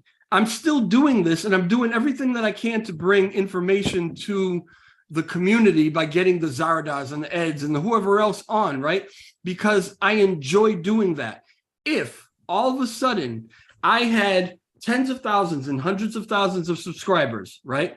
And I say, you know what? My revenue is 10x that, or whatever it would need to be, right, which probably way more than 10x that, to compensate for what I actually make working, right? And I said, well, I can do this full time, and I left my job and I came and I did this. The unbelievable pressure to make sure that revenue stays where it needs to stay, to pay all the bills, to put food on my table, to be able to take my girl out for a nice dinner, whatever the deal is, right? The unbelievable pressure I can see would move me toward, let me skate right around, that clickbaity. I don't want to do clickbait, but let me skate right around it. Let me get as close as I can. And this is what you're seeing with a lot of other YouTubers. Maybe you see this in traditional journalism as well. We all have tabloids and sensationalist media and stuff like that, right? Yeah. I mean, it's the whole fake news thing all over again. I mean, it's like, in many cases, people just want to be entertained.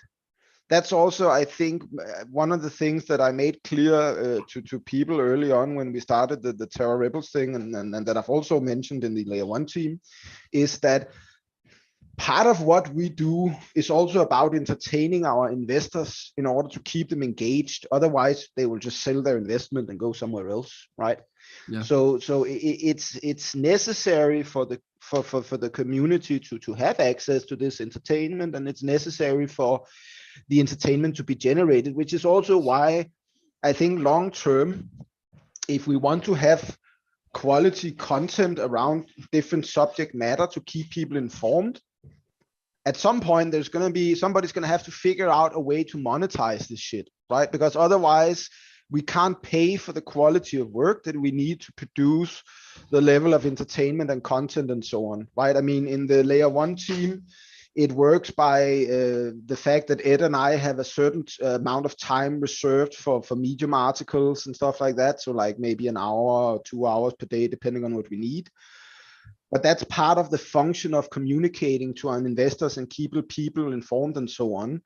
That doesn't necessarily extend to all sorts of other things. So how do we monetize this YouTube shit in a way that actually makes it viable for people like you to sit down and create quality content for a small audience of, 5 to 10,000 viewers? That I think is really the challenge we have right now. And I guess at some point, people are going to start experimenting with some sort of pay to view model, where you will then have certain content that's free and other content that you have to pay for. And how that works over time, I don't know. But I mean, YouTube has begun trying to adjust their algorithm since Facebook as well, based on the whole backlash from fake media.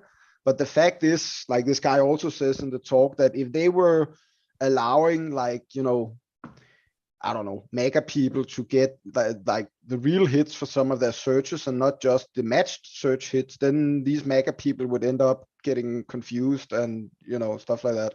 Yeah. So it's a tricky thing, right? How do we balance all of this? And like I said before, with the social media and the, seeing the real face of humanity amplified in a negative way and so on, these are all parts of these experiments that we've been conducting for over a decade that we call social media, because it's really about what happens when our whole social sphere and the essence of our beings integrate into the digital realm.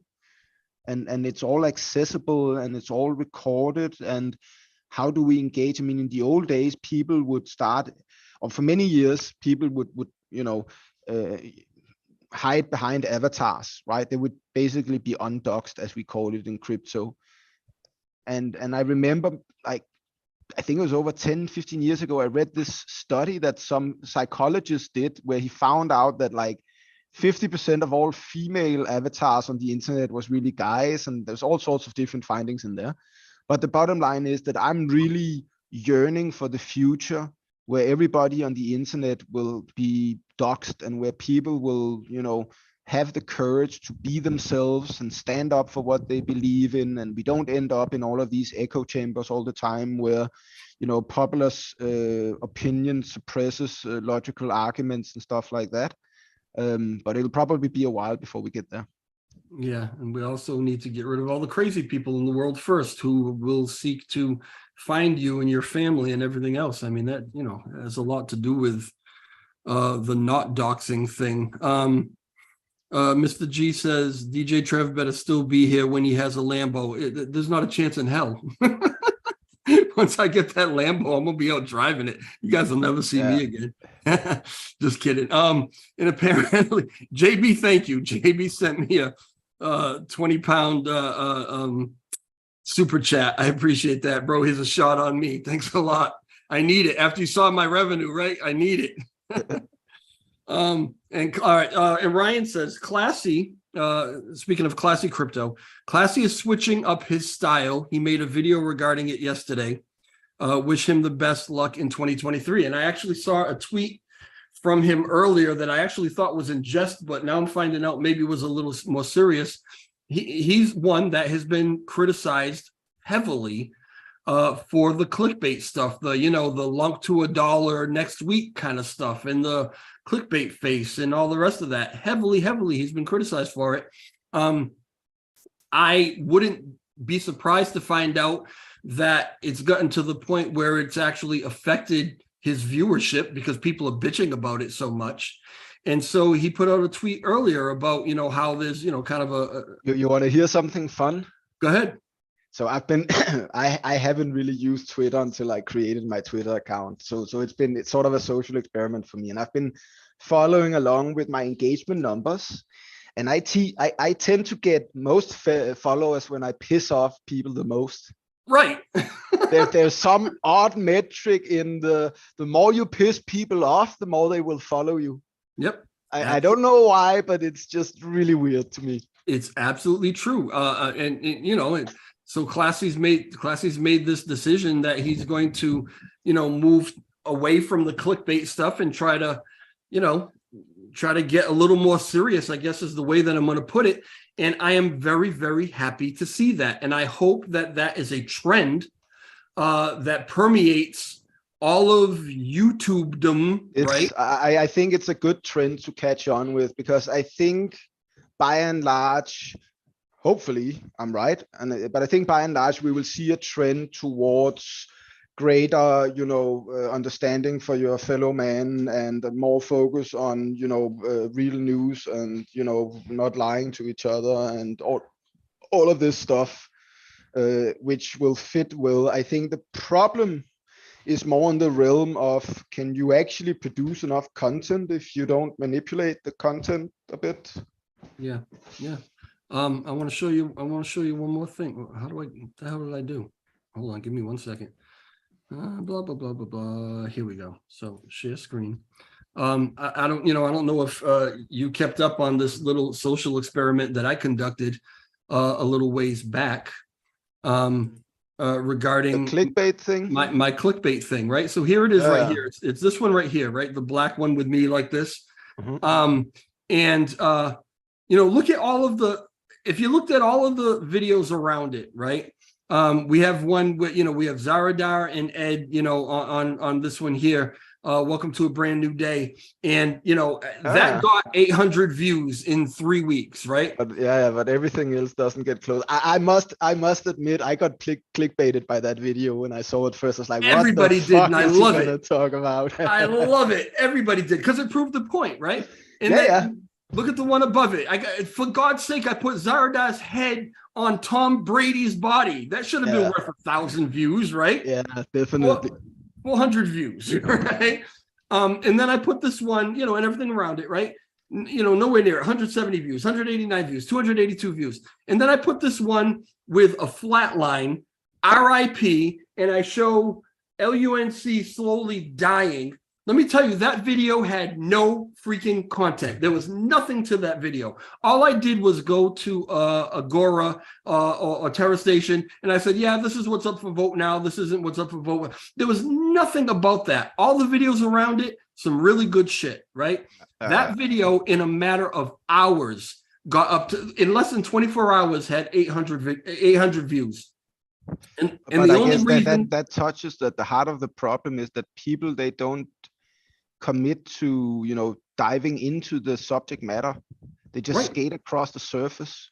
And because they do that, you can't engage them with anything but lies, because the problem is the only thing that really sells is bad news, right? I mean, look at for instance our first week with the layer 1 team.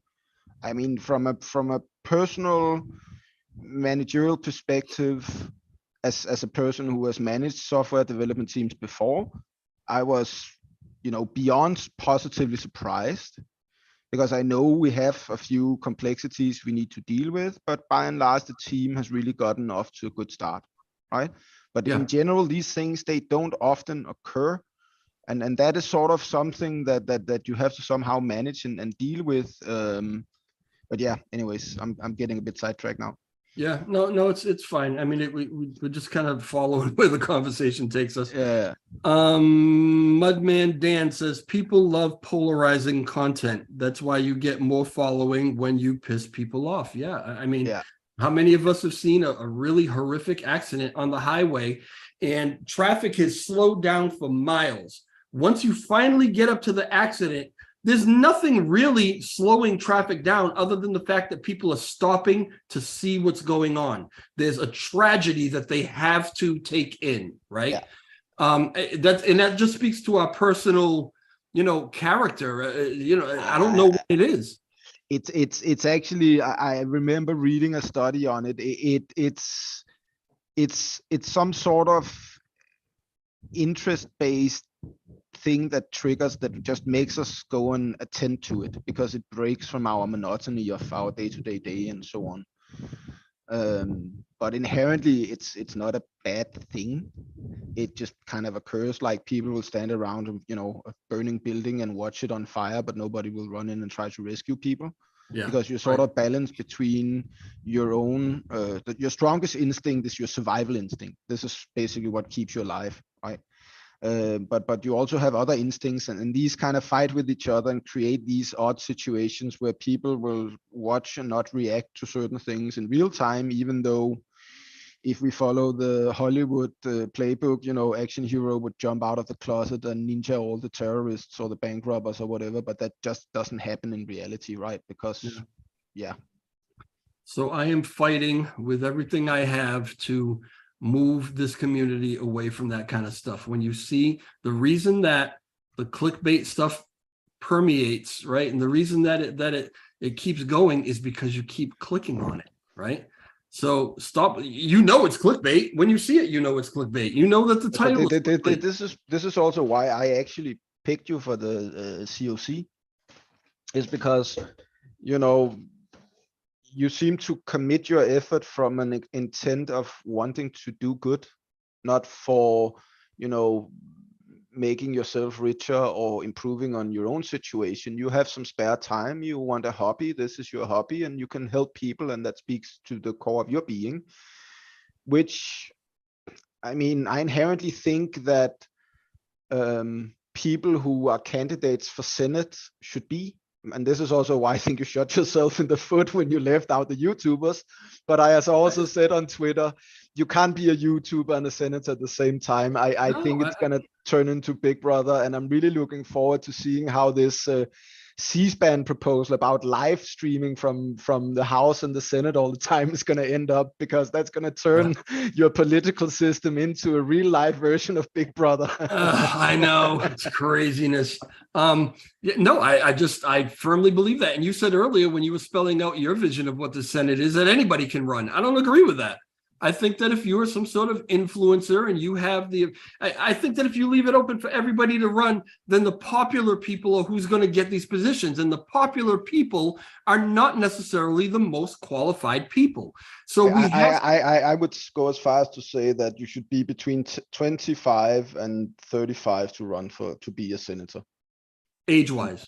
Yeah. India did an election about a decade ago where they voted in a lot of young politicians that were well qualified in their early 30s and so on, but still young politicians that had a significant improving effect on their sort of society and their system as a whole, right? And this is why I keep saying that I want to be the old guy on the mountain. I don't want to be in governance. I don't want to be a senator. I want to be around to advise the next generation of young leaders who can take what you and I do and run with it for the next 20 plus years, whatever, because you and I are going to be around for as long as we can. But we're also old guys. We don't have the level of energy it takes to go out and do campaigning and activist work and stuff like that.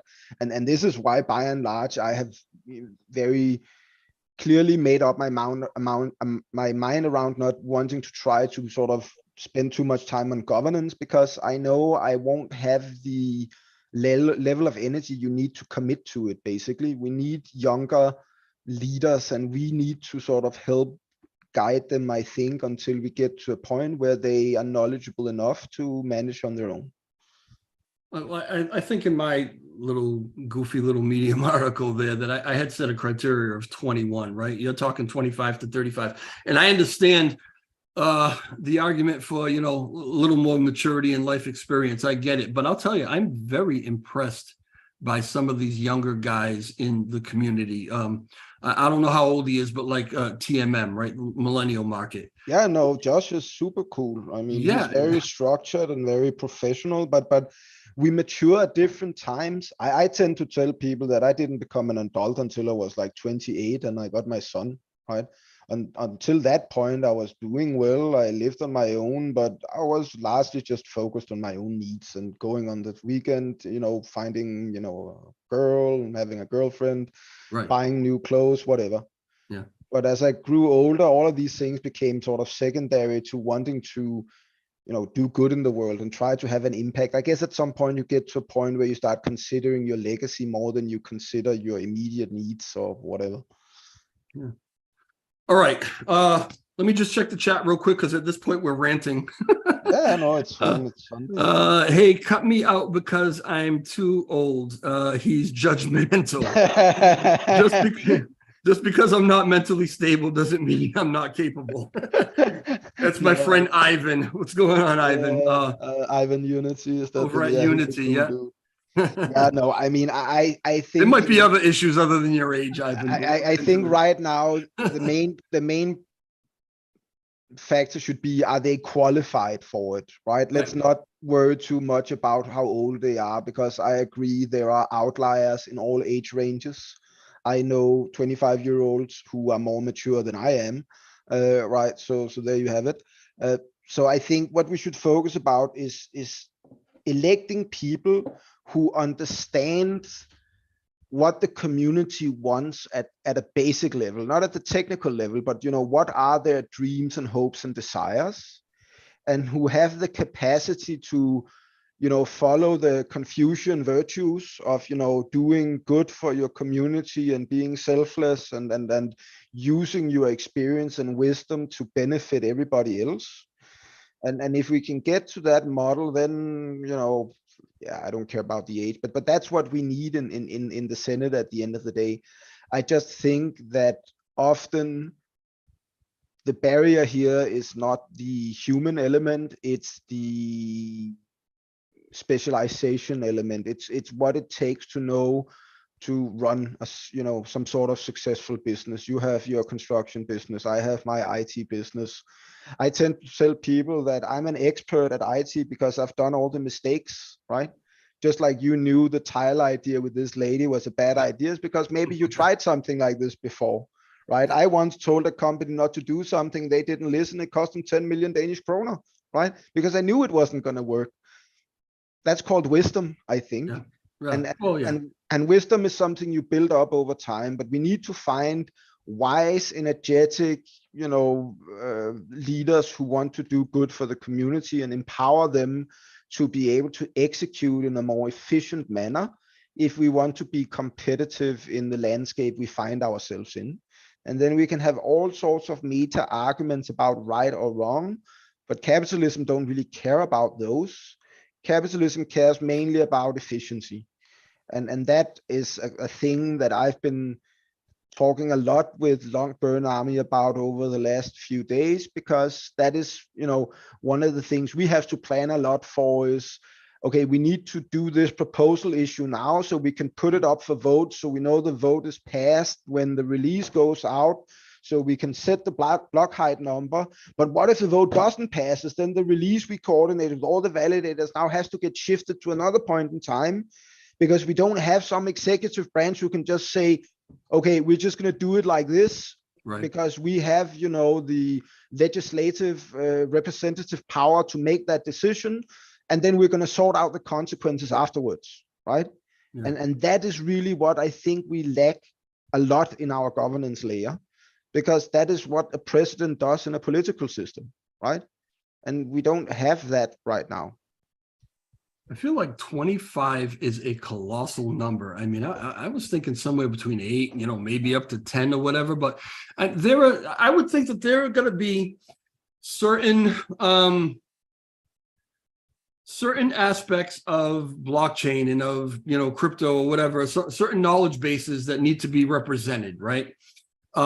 So what would those be? Like you've got to have an IT guy, you've got to have this guy, you've got to have that No, I guy. understand. I think by and large it's because my view of democratic systems is that they exist to balance the power between the haves and the have-nots and protect the minorities, right? So my concern is that if we have too few senators, too many minorities will be left out of the legislative process.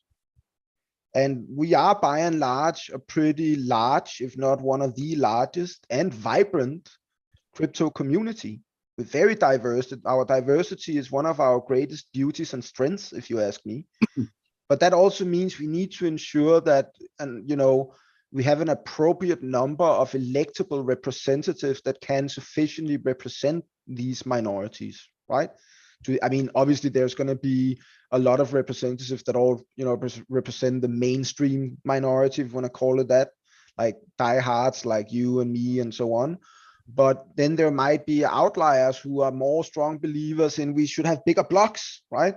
So we need to create a world where there's a bigger block senator as well, because otherwise we leave out these minority voices, and that actually hurts our innovation and long terms destroys our diversity, because then we all become like the 1980 novel, about how everybody's streamlined and live in this factorized corporate democracy, Orwell's novel, where aliens and shit. But yeah, anyways, the bottom line is that I think it's important for us to have a significant number. 25 is literally a number I pulled out of a hat. It has the benefit of being an odd number, which is important for any consensus system. Now, in general, when you design raft quorums, as we call them, you typically want to stay within a range of, I think it's like 3 to 13 or something like that, because that's a mathematical sound size that allows the system to efficiently process and so on. In a human setup, it's a bit different. So I would say that 25 is a good number. It could be more, it could be less. 25 is a shitload of people to pay. Yes, it depends on what you pay them and what the worth is. If we have a network that potentially is worth $10 billion and generates, I don't know how much taxes every day or every month. I think I saw a calculation from Frag on Twitter that we generate like $1 billion every month for spending. I don't know what the math was based on. I just saw the tweet. If that is the case, if we can build enough value to push up the price, that means that we would end up with a significant month-to-month spending budget. And then we have to try to invest that in the best possible way. So I would say we're not going to hire 25 people straight out of the gate. I think it's something we have to scale up over time. But looking at the size and so on, 25 might be a good number. Maybe it'll be 15, maybe it'll be less. I don't really care, but I think too few is a problem. Yeah.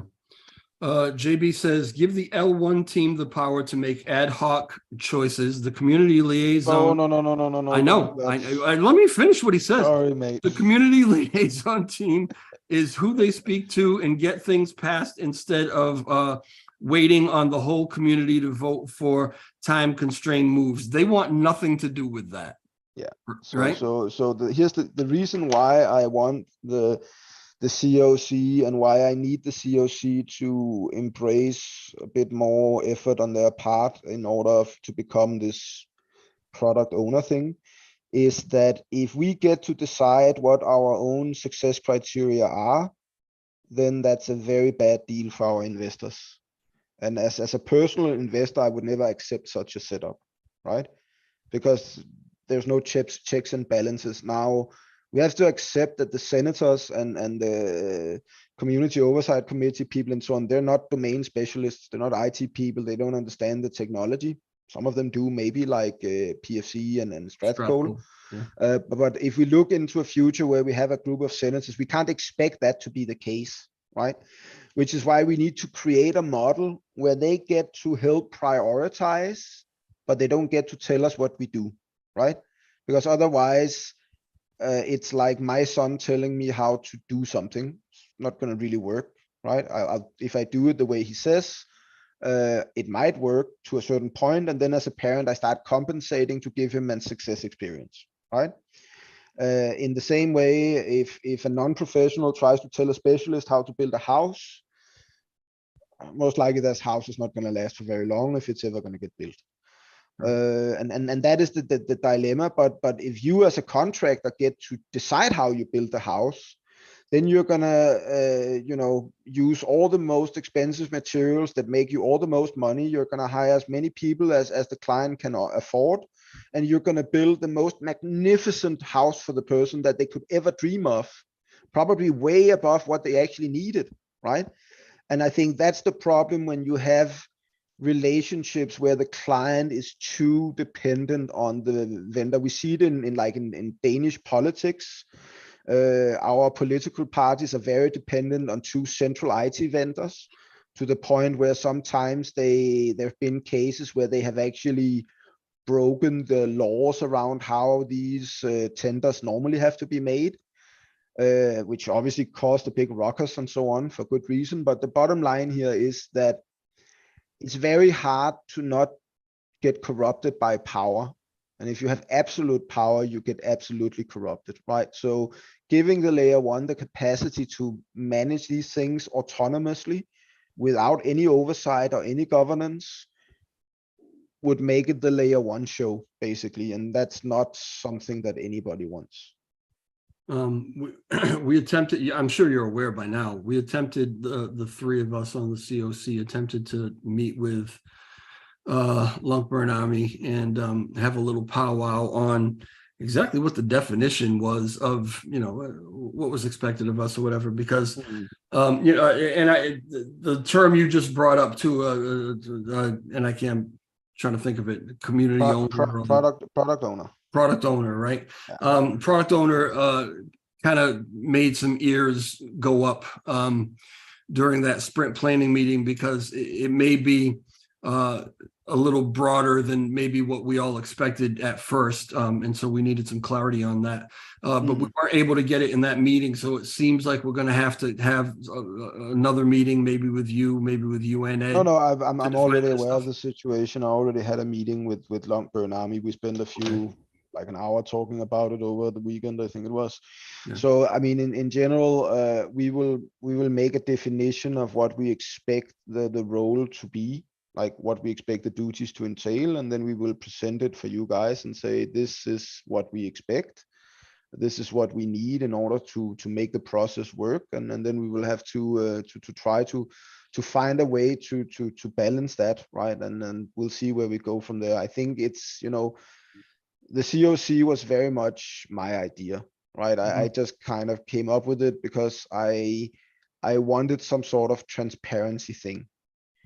And I think in general, I was just like, okay, we need some external product owners. And what that means in my world is, we need a group of people who inherently gets to prioritize what we do long term without getting to tell us what we do on a day-to-day basis, because that's how most software development happens, right? Because software development is a highly specialized field. Business people can't be expected to understand it. So we encounter this problem on a day-to-day basis in our jobs. And that's why you have an IT department, right? And this is why all the successful IT companies are pure IT companies and not wholesale businesses with an IT department, right? Because when you are just a traditional company, you operate in a specific way.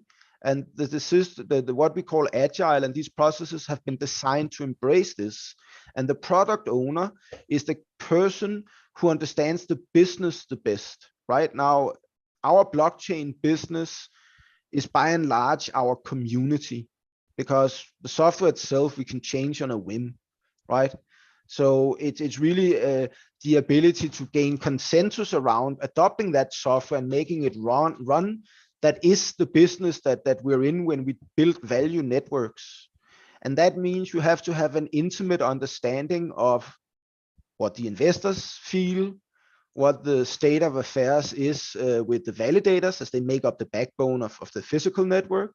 And then you need to understand the needs of the developers, because they interface with the network through the logical architectures that are presented through them, the software protocols like LCD and SCD and so on. And that's going to be a journey. And I didn't expect any of you guys to really, necessarily just embrace this out of the gate, but it's something we need. We need somebody who can, take their insight into the three community pillars, look at all of the different things that is on the menu of stuff that we have to do at the governance layer, and help us rank them in accordance with what they believe is most valuable for the community.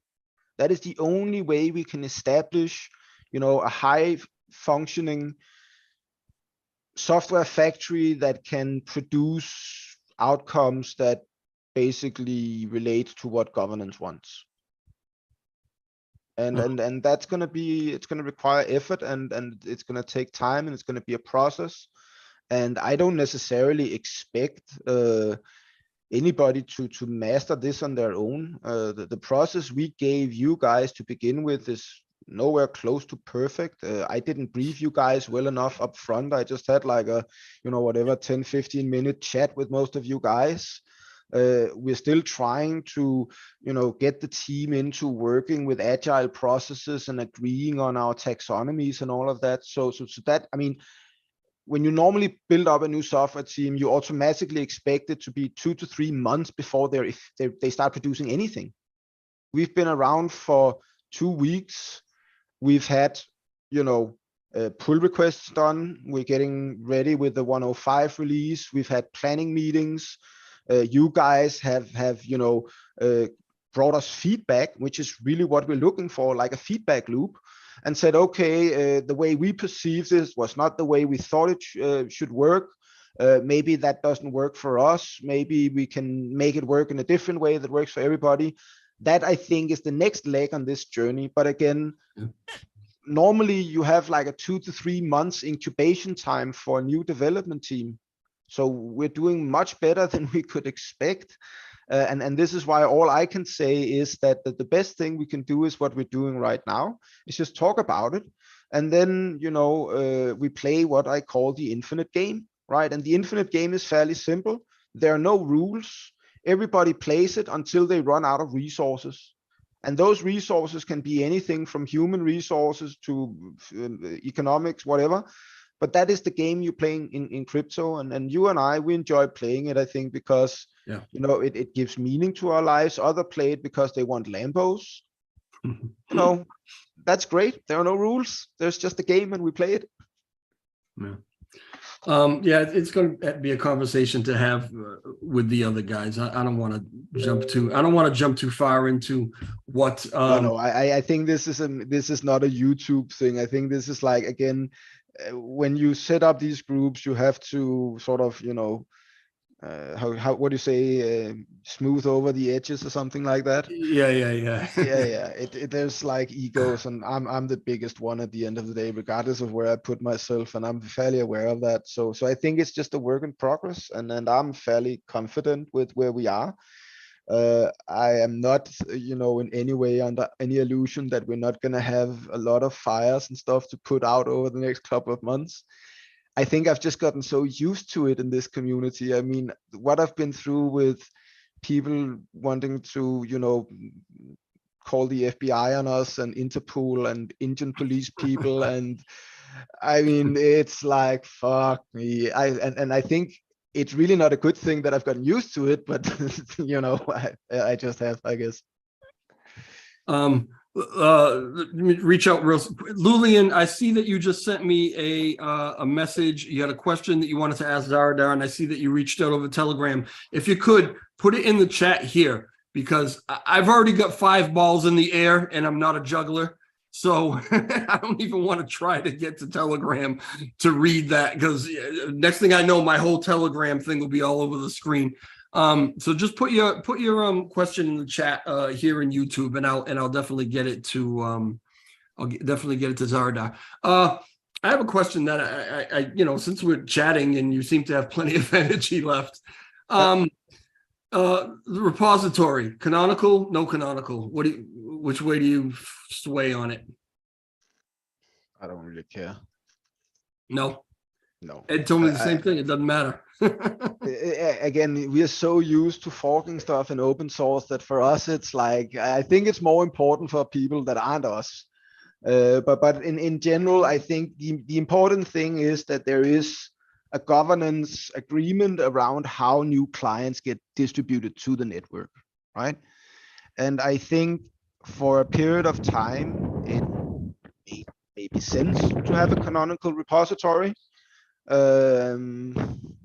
But even so, I think I remember when we first had the canonical repository talk, I was also a little critical of it, because it's like, it fucks with what I call client diversity. But in general, I think this is good for client diversity.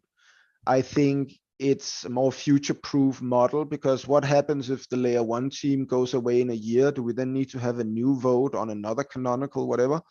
So I think the model that was proposed is good. So I think we should vote for non-canonical commit ID based releases, and then just adopt that, because that will create less friction in the development layer. That's good. Yeah. All right. Lulian put his question in the chat. Yeah. He says, can you ask Zaradar if testnet is one-to-one with the mainnet? I don't think it is. I actually don't know. It is the guy who runs our networks. I'm the developer dude, but I think it's running off a snapshot that was taken maybe, I don't know, a week ago, whatever. But the problem is that there's only like actually Ed and I was discussing it the other day. There's only very few validators running testnet. And that means that we have to use an augmented version of the code that doesn't include the BFT guard, right? We have this 25% voting power thing. So one of the things that we actually want to do long-term is encourage more validators to start running the testnets as well. Obviously, that's going to incur a cost on them. So that's something we have to figure out. So it is, but it isn't, because you only have, I think it's 2 other validators or something like that running testnet, if I remember correctly. But again, all of this is very much Ed's domain, so I could be very wrong on some of these things, but I know not all validators are running testnet. Okay. Hopefully that answers your question, Lulian. If not, if you want to clarify, just go ahead and put it in the chat. Ivan says, I missed this question and I'm fired. Okay, I'll scroll back and try to find what that Ivan, was. be nice. Don't be Ivan the terrible, be Ivan the kind. It's what we expect from Ivan. And Ryan says, can you ask Z about the USTC repeg that Duncan is working on and how feasible it is in his eyes? Thanks, Trev, if you have time. Yeah.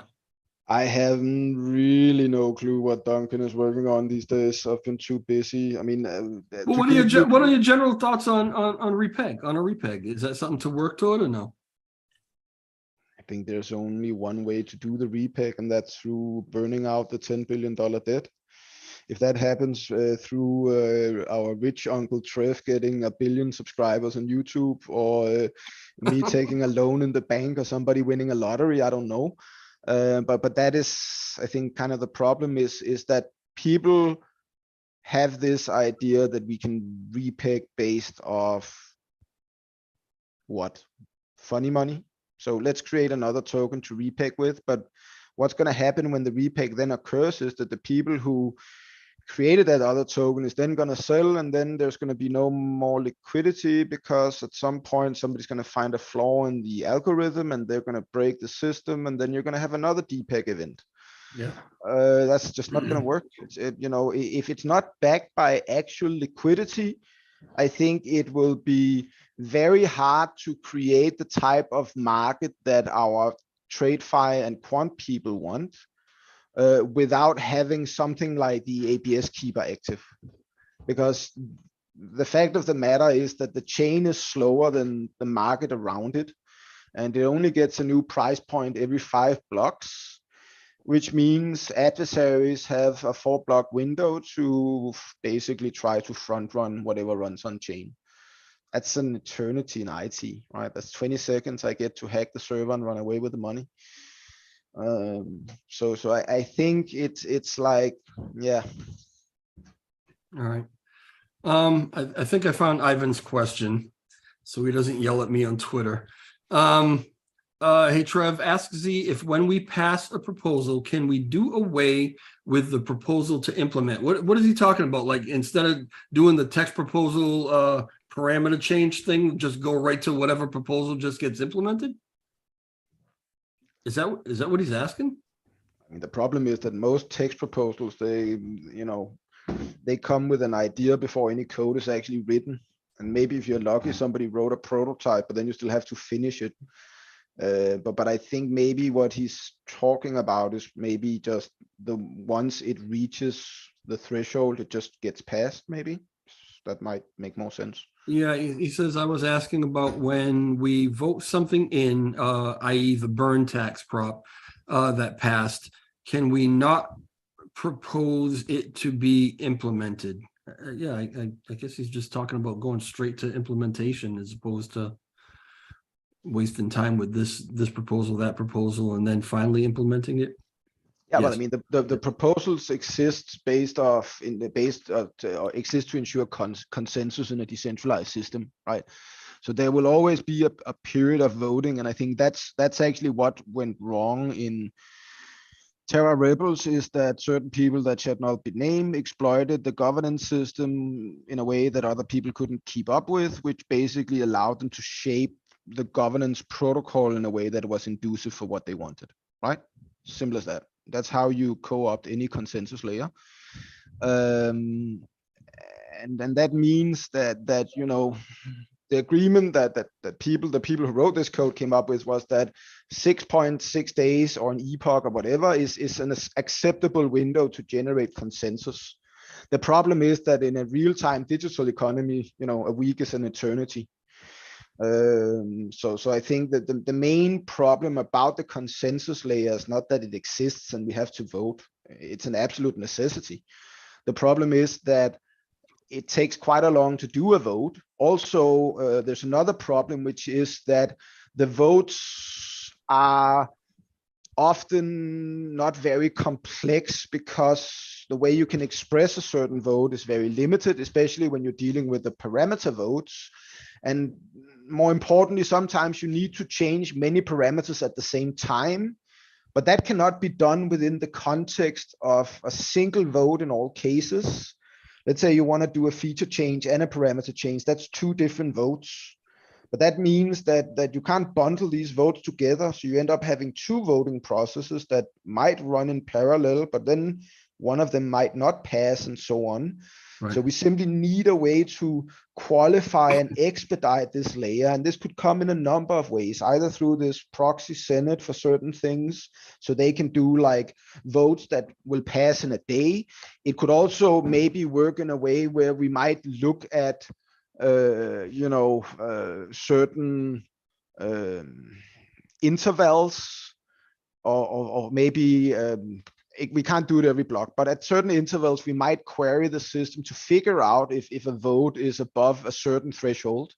And thus, maybe the system should just auto-complete it. Let's say, like the vote we had for the L1 team, right? Now, I think by and large, there was like an overwhelming majority. But I think the problem is that if you look at it from the total number of tokens that voted, it wasn't actually an overwhelming majority, right? But that doesn't really matter, because I think it's only really down to the people who vote within the delegation window or something like that. So the problem is hard to balance out, because if we make governance too fast, then it becomes exploitable, right, by the people who are running the governance layer. If we make it too slow, then it becomes too cumbersome. And I think it's something we have to talk about and experiment with over time. Maybe we could pass a vote to agree that we as developers can do any non-altering state changes in the code that we feel like, or something like that, right? There might be a compromise somewhere along the line, but these are things we have to explore over time and find solutions for. And right now, the only solution I can think of is, let's try to establish a group of people who can act on behalf of the community's best interest in order to help provide feedback to the people writing the code and feedback to the people doing the governance. Because these bridge builders, or future senators maybe, would inherently be just that. They would be the ones who would have to run back and forth. And maybe down the road, I was hoping that the community oversight committee would actually be comfortable enough in their product owner role to be the ones that select the goals for each quarter, rather than us doing it, right?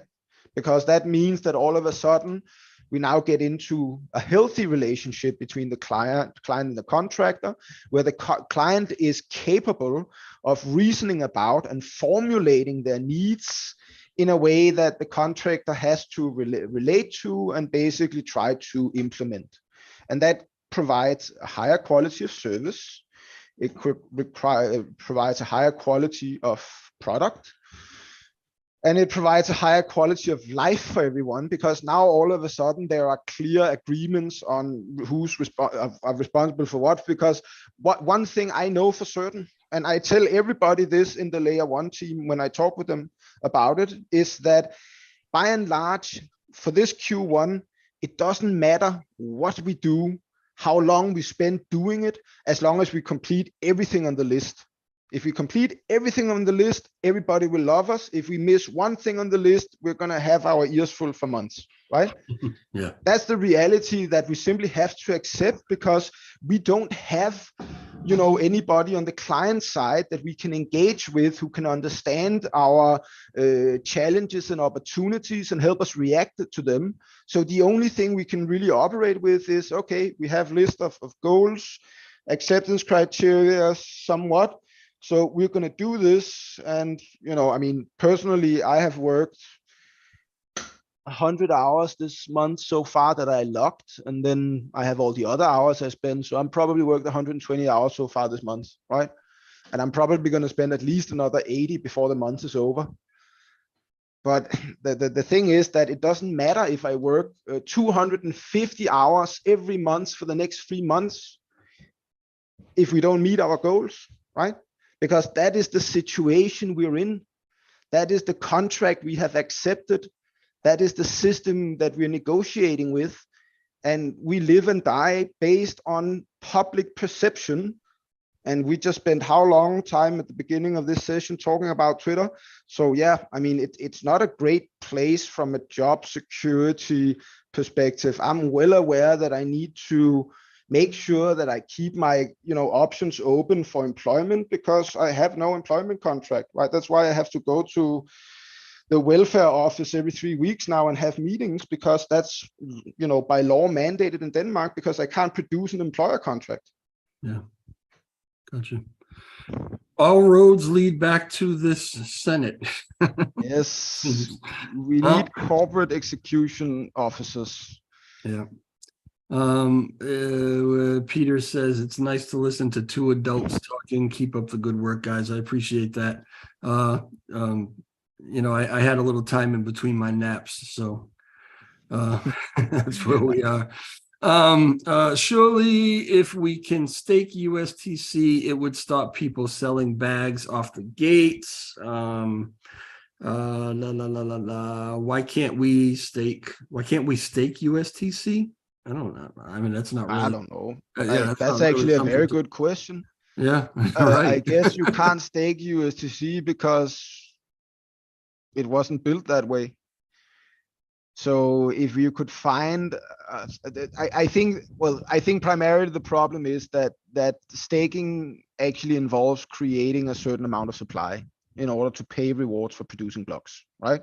So even though we are not paying seigniorage soon because of the changes, we are still theoretically creating a certain amount of supply for rewards for producing these blocks. And that basically gets paid out to the validators, right? This is why you want to be in the active set at the end of the day. If we were to do the same with USDC, that creates a problem, because USDC was not meant to have a dynamic supply like Long did, right? That if you look at it in the code, basically Terra Luna is 2 different capital pools inside the code, with the Luna tokens, or Long that we call it today, the governance token being in its own pool, and then all the other tokens, USTC, KRT, and so on, reside in a single pool called Terra.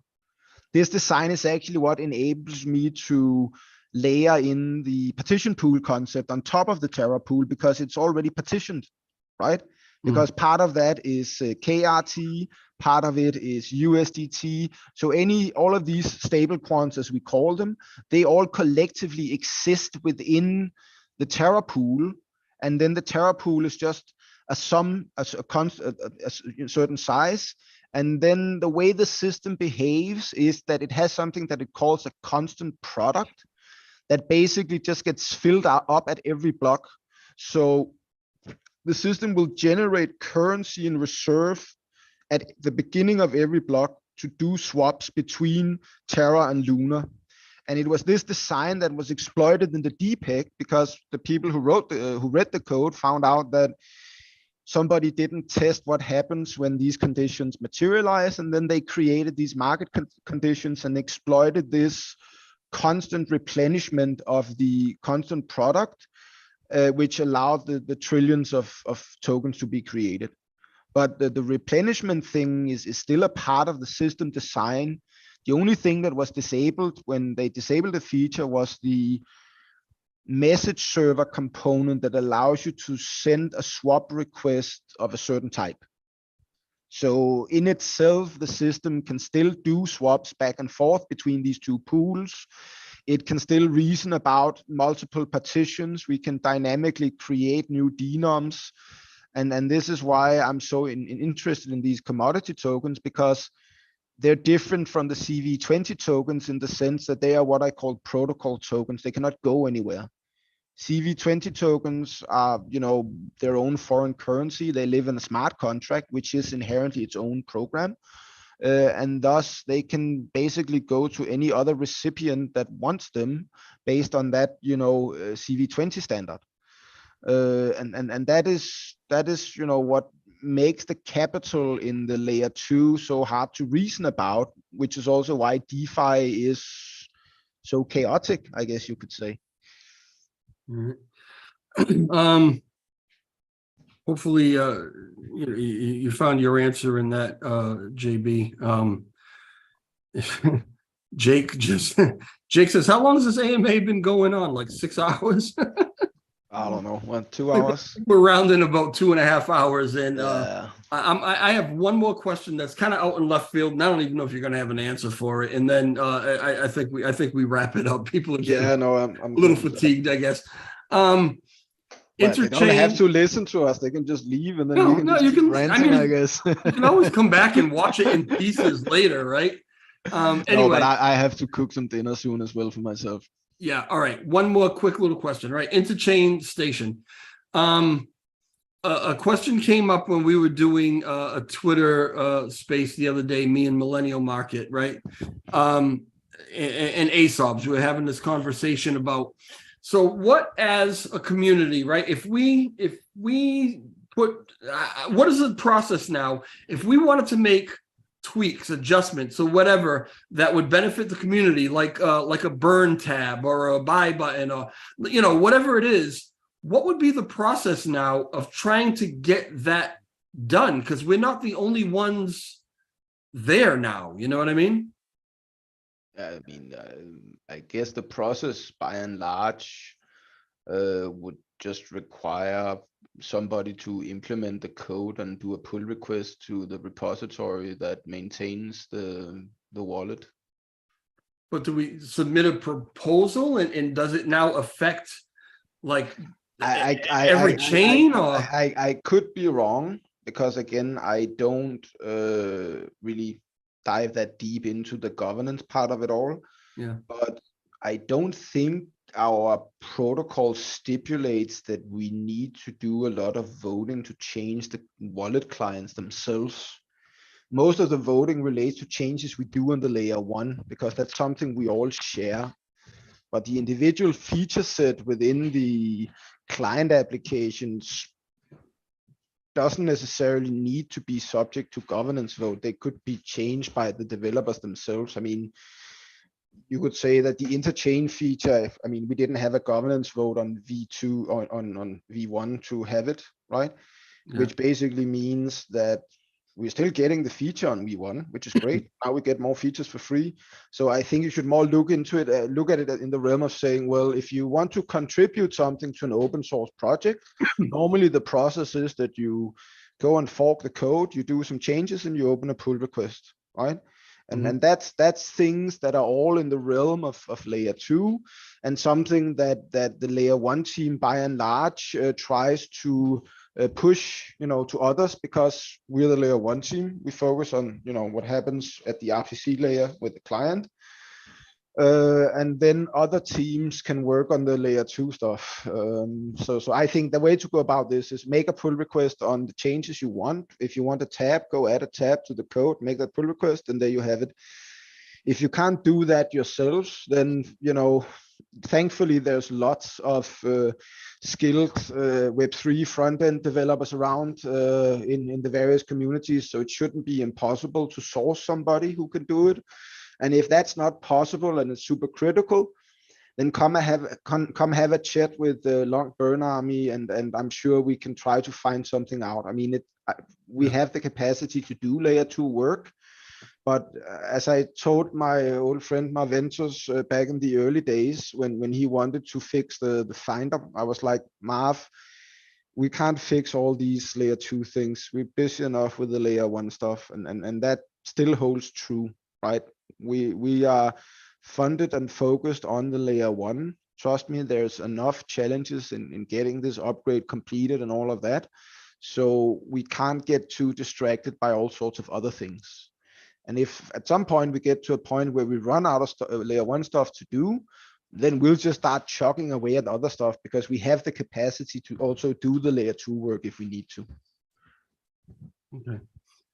All right. I'm gonna leave it at that, and I appreciate all of your time. I mean, it's it's so appreciated that you would really just kind of spell everything out the way you spell it out in detail, and so that everybody really understands. Not only works both ways. The more time I spend explaining people like you these things, the less time I have to explain it to everyone. Like I told a guy called Ahmed earlier on Twitter, I really wish there was a world where I had the time to sit down and speak with everybody individually, but there's not enough Zaradar to go around, and there's not enough time in a lifetime to do that. So this is why we have to help each other, and people have to, come in and take over from me. And I'm very fortunate now that with the layer 1 team, there's people that can assist with both the organizational management of the team, and also other senior devs who can also assist me with some of the complex problems, because that makes it easier for me to focus on. And now we just need to help the community mature into a point where they might accept that maybe an execution layer with governance might make sense, or alternatively, which would be the better outcome, get all the validators and delegators to understand that they really need to engage more in all of this. That might also expedite things to the point where we could, pass a vote to lower the voting window to 3 days instead of 7 days, or what do I know? Yeah. Right. But that requires a certain level of organization. Otherwise, we get back to the people running the governance layer can then exploit the mechanism, because other people aren't putting in the work required to stay in touch with things and so on. Yeah. Right. So, but yeah, I think let's call it, buddy. And yeah, thank you for this rant. It was a nice, nice end of my Sunday rant spree. I think I'm gonna go watch an HBO thingy or something like that and eat some food. Yeah, you're not the only one. As a matter of fact, I was supposed to be at lunch about 2 hours ago. Thank you to everybody in the chat, especially those of you who were here from beginning to end. This was a long one, and the support is unbelievable. It really, it's surreal to me. It really touches me, and I really appreciate it. Thank you to my mods for keeping everybody going. Thank you for all the jokesters having a great time. Thank you for the super chats. I really, really appreciate that as well. And from all of us, Zaradar, thank you very much for your time. And next time you're rested up and feeling like you want to get on and do some more ranting, you know where to reach me. Yeah, take care, buddy, and have a great evening. All right, brother. All right, everybody, have a good Sunday. Take care.